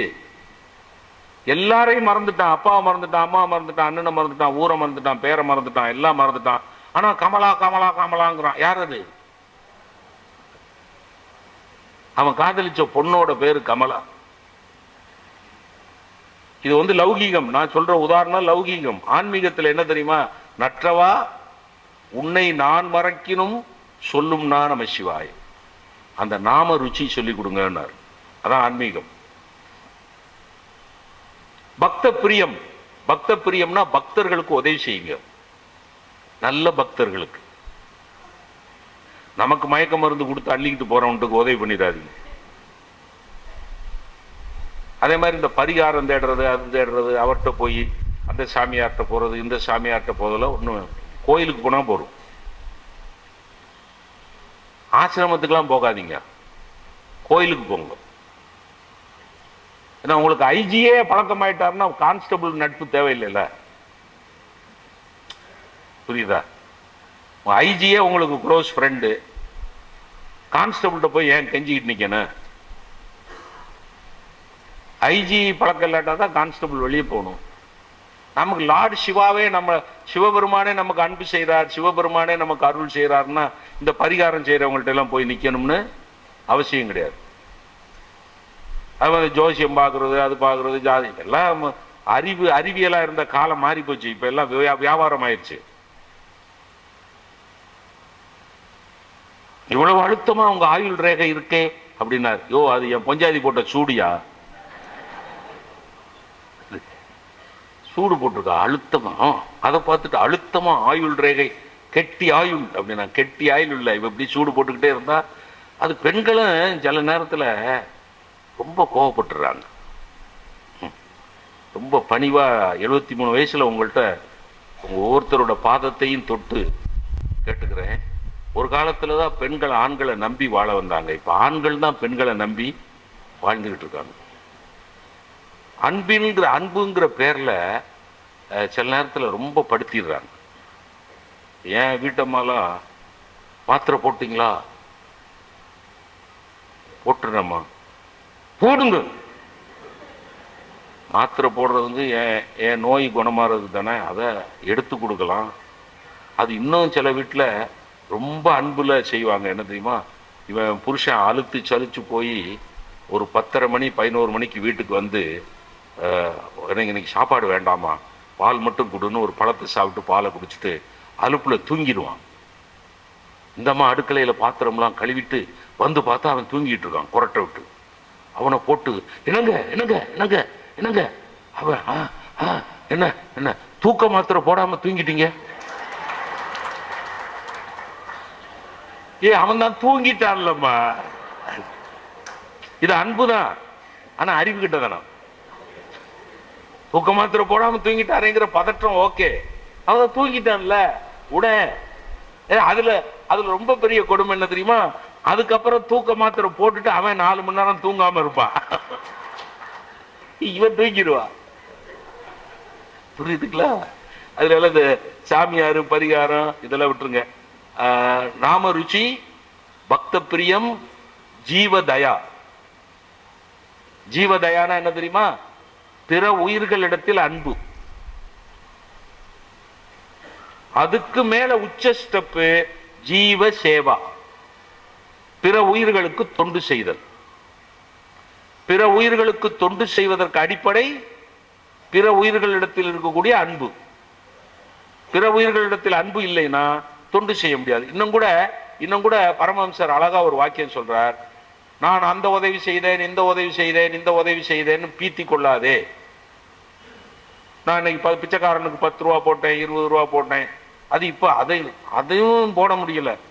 இந்த திருநங்கைகள்லாம் பாத்தீங்கன்னா, ஒரு எலக்ட்ரிக் ட்ரெயின்ல பத்திரிகை செய்தி சார், பணம் கேட்டிருக்காங்க கொடுக்கலன்னு ஒரு பையனை ஓடிக்கிட்டு இருக்க ரயில்ல இருந்து தள்ளிட்டாங்க சார். நம்ம நாட்டில் பணம் இருக்கிறவன் கொடுக்குறான், இல்லாதவன் இல்லைங்கிறான், சில பேர் இருந்துகிட்டே இல்லைங்கிறான், அதுக்காக தள்ளியா விடுறது, தள்ளி விட்டாங்க. நான் மதுரை மாட்டுத்தாவணியில பசிக்குதுன்னு சொன்னவனுக்கு 50 ரூபா கொடுத்தேன். அவன் வாங்கிட்டு ரொம்ப நன்றி ஐயா, ரொம்ப நன்றி ஐயா, நல்லா இருங்க ஐயா, அநேகமா அடுத்த வாரம் என் குரூப்ல சேர்ந்துருவீங்கன்னா. என்னடா சொல்ற, வாட்ஸ்அப் குரூப் மாதிரி என்ன சொல்ற? இல்ல நானும் இப்படிதான் சார், கேட்கறவனுக்குலாம் 50 100ன்னு கொடுத்துக்கிட்டு இருந்தேன், இப்ப பிச்சை எடுத்துக்கிட்டு இருக்கேன்.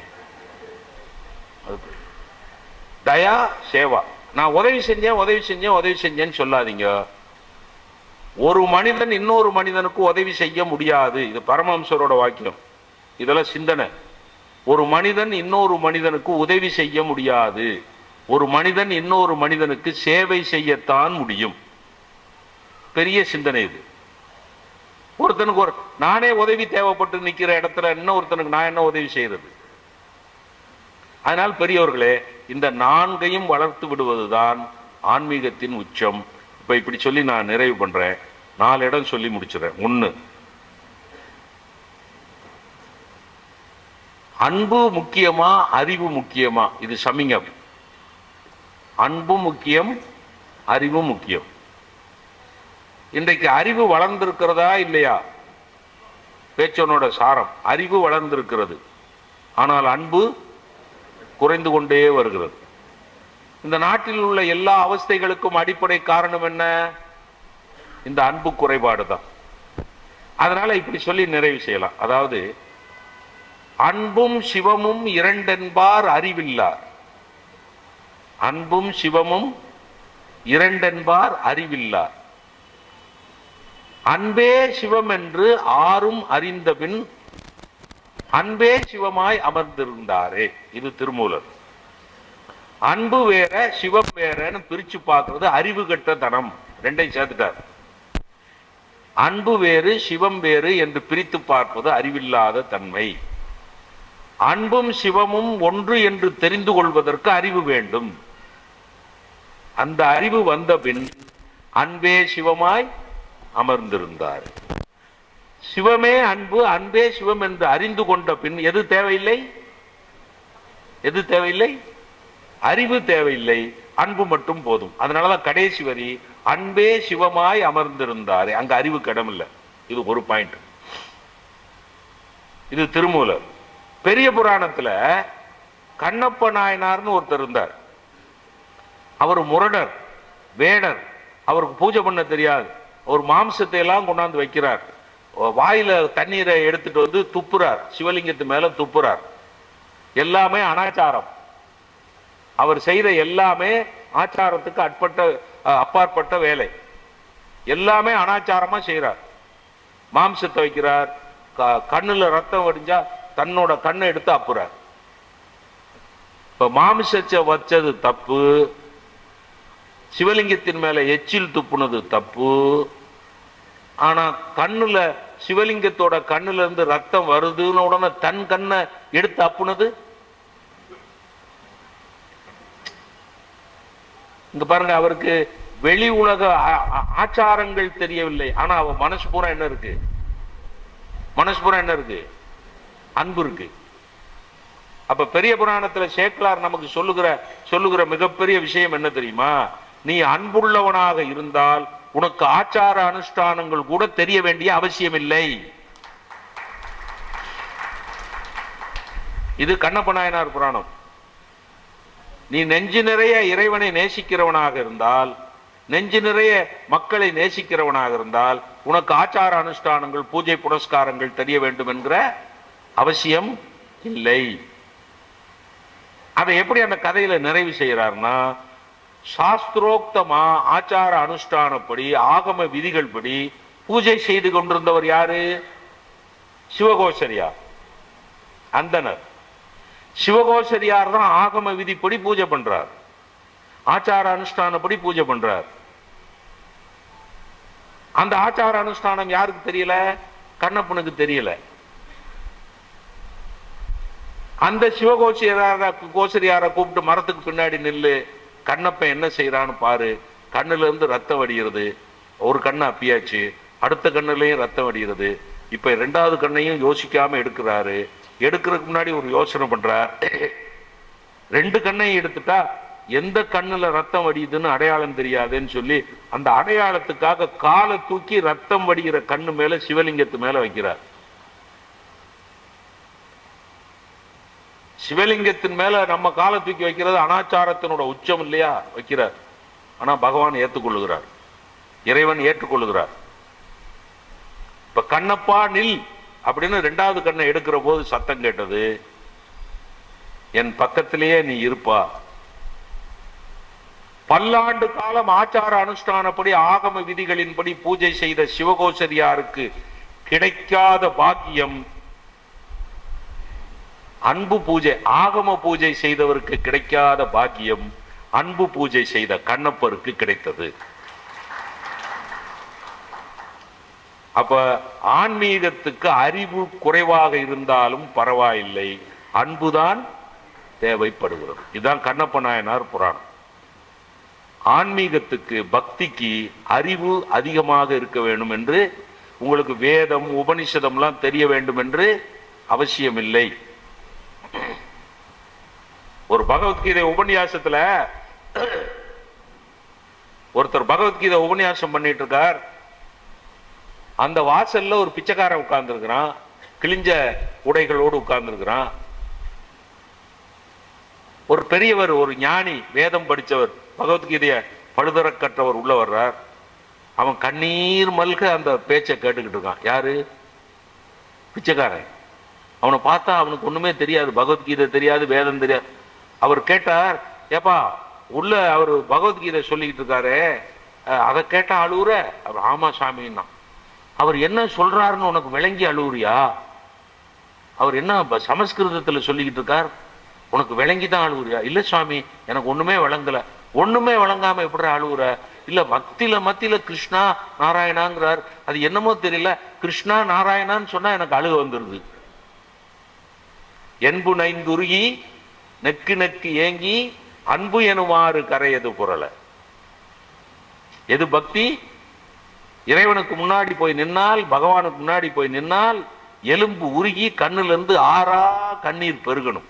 என்பு நைந்து உருகி நெக்கு நெக்கு ஏங்கி அறிவு எனுமாறுன்னு சொல்லல, அன்பு எனுமாறு கரையது புரள. அன்பு கரை புரண்டு ஓடணும். அது கண்ணப்ப நாயனார் புராணம். திருமூலர் அன்பே சிவம். கண்ணப்ப நாயனார் அன்பனுக்கு கிடைத்த பாக்கியம் அறிஞனுக்கு, அன்பனுக்கு கிடைத்த பாக்கியம் அறிஞனுக்கு கிடைக்கவில்லை. அதெல்லாம் விடுங்க. நம்மளோட நீதி பொக்கிஷம் திருவள்ளுவர் அறிவுடைமை என்று ஒரு அதிகாரம் எழுதினார், அன்புடைமை என்று ஒரு அதிகாரம் எழுதினார். அறிவை தூக்கி வச்சார்.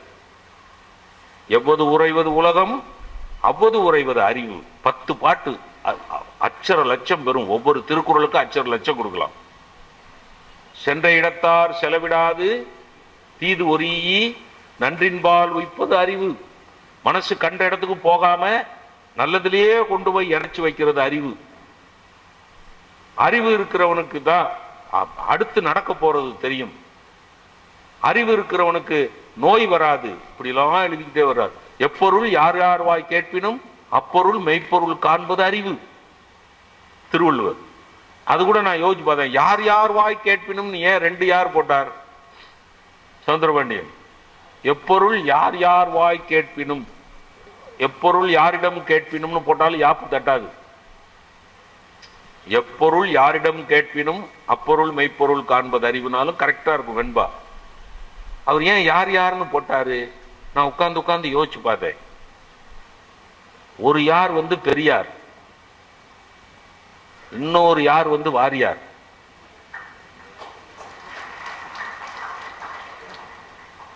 பெரியார் கடவுள் இல்லைனார், வாரியார் கடவுள் இருக்குன்னார். எப்பொருள் யார் யார் வாய் கேட்பினும், கடவுள் இருக்குன்னு வாரியார் சொன்னாலும் கேட்டுக்கோ, கடவுள் இல்லைன்னு பெரியார் சொன்னாலும் கேட்டுக்கோ. எது கரெக்டுங்கிறத நீ முடிவு பண்ணு. எப்பொருள் யார் யார் வாய் கேட்பினும் அப்பொருள் மெய்ப்பொருள் காண்பது அறிவு. அப்ப திருக்குறளுடைய அர்த்தம், அறிவுள்ளவனுக்கு தான் மெய்ப்பொருள் தெரியும். இவ்வளவு தூக்கி வச்சார அறிவை. அன்புக்கு 10 குறள் எழுதினார். அன்பனுக்கு தான் நட்பு கிடைக்கும், அன்புடையார் என்பும் உரியர் பிறர்க்கு. அந்த திருக்குறள் 10 திருக்குறள், நேரம் ஆயிட்டதுனால. அறிவுக்கும் அன்புக்கும் 10 திருக்குறள் எழுதின அந்த திருவள்ளுவர் ஒரு திருக்குறள்ல அன்பை உச்சத்துல வச்சு அறிவை அதல பாதாளத்துல தள்ளினார். எந்த திருக்குறள்? இதைதான் ஒரு கல்லூரியில கேட்டேன். அறிவை கீழே தள்ளி அன்பை உச்சத்தில் வைத்த திருக்குறள் எது சொல்லுங்க. என்ன ஒரு பையன் எந்திரிச்சு கேட்ட உங்களுக்கே தெரியாது, அப்புறம் எங்களுக்கு எப்படி தெரியும்ட்டான். என்ன திருக்குறள் தெரியுதா?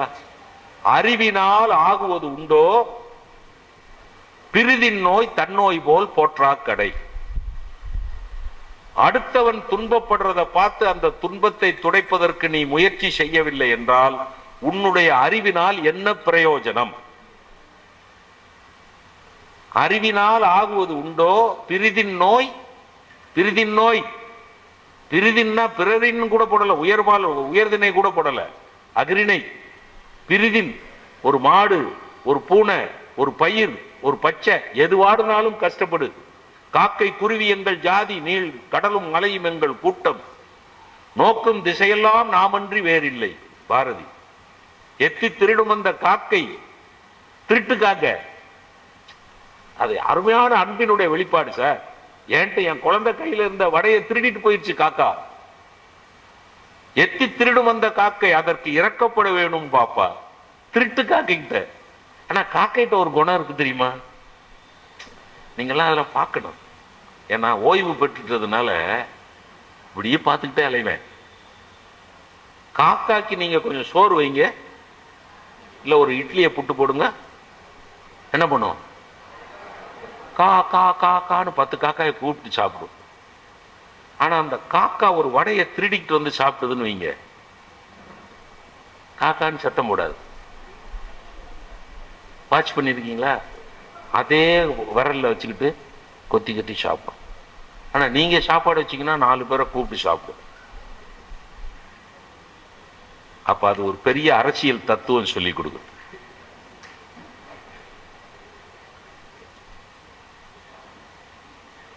பொது சொத்தா இருந்தா எல்லாருக்கும் கொடு. திருடுன சொத்தா இருந்தா எவனுக்கும் கொடுக்காத. எது சொல்லி கொடுக்கிற? காக்கா தத்துவம். காக்கா தத்துவம். காக்கானா காப்பாத்து காப்பாத்துன்னு அர்த்தம். பொது சொத்தா இருந்தா எல்லாரும் நான் கொண்டு போய் வச்சா ஆ கா கா. அதான் திருவள்ளுவர் காக்கை கரவா கரந்துண்ணும் ஆக்கமும் அன்ன நீரார்க்கே உலன்னு எழுதினார். காக்கான்னு திருட்டு அந்த திருட்டு காக்காயிட்ட அன்பு வையினார் யாரு? பாரதியார். எத்தி திருடும் அந்த காக்கை, அதுக்கு வேற வழி தெரியாது, அதற்கு இறக்கப்பட வேணும் பாப்பா. இப்ப அந்த திருக்குறளை பாருங்க. அறிவினால் ஆகுவது உண்டோ பிரிதின் நோய் தன்னோய் போல் போற்றா கடை. அப்போ திருமூலர் ஆனாலும் பெரிய புராண சேக்கிழார் ஆனாலும் திருவள்ளுவர் ஆனாலும் அவர்கள் எல்லாம் உச்சத்தில் வைத்து பாராட்டியது அன்பு. அறிவுக்கான இடத்தை அவர்கள் கொடுத்தார்கள். அறிவு தேவை என்றும் வலியுறுத்தினார்கள். அறிவில்லாமல் உலகம் இல்லை என்பதையும் சொன்னார்கள். ஆனால் அறிவுள்ளவர்கள் மட்டும் நிரம்பிய பூமி செழிப்பாக இருக்காது. எந்த பூமியில் அறிவுள்ளவர்கள் அன்புள்ளவர்களாக இருக்கிறார்களோ அந்த பூமியில் தான் செழிப்பு இருக்கும் என்பதை நம்முடைய ஞானிகள் சொல்லி இருக்கிறார்கள் என்கிற காரணத்தினால், அருமை பெரியோர்களே, பல துறைகளில் அறிவை சேகரித்து வைத்திருக்கிற நாம் இனிமேல் இன்னும் கொஞ்சம் அன்பை வளர்த்துக் கொள்வோம். அறிவை வளர்த்துக் கொள்ளுகிறவர்களெல்லாம் அன்பை வளர்த்து கொண்டால் இந்த நாடும் இந்த பூமியும் இன்னும் செழிக்கும். அதனால்தான் பாரதி செய்க தவம் செய்க தவம் அன்பிற் தவம் இல்லை, இவ்வளவுதான் பேச்சு. செய்க தவம் செய்க தவம் அன்பிற் தவம் இல்லை. அந்த தவத்தை செய்வோம். அந்த தவத்தின் மூலமாக இந்த பூமி வரம் பெறட்டும் என்று வாழ்த்தி இந்த நிகழ்ச்சியை தொடர்ந்து மாதம் நடத்தி கொண்டிருக்கக்கூடிய மணிவண்ணன் சார், அவரோடு துணை இருக்கிற பெருமக்கள் அனைவருக்கும் என்னுடைய வணக்கத்தையும் வாழ்த்தையும் கூறி இந்த அருமையான வாய்ப்புக்கு நன்றி பாராட்டி விடைபெறுகிறேன். நன்றி, வணக்கம்.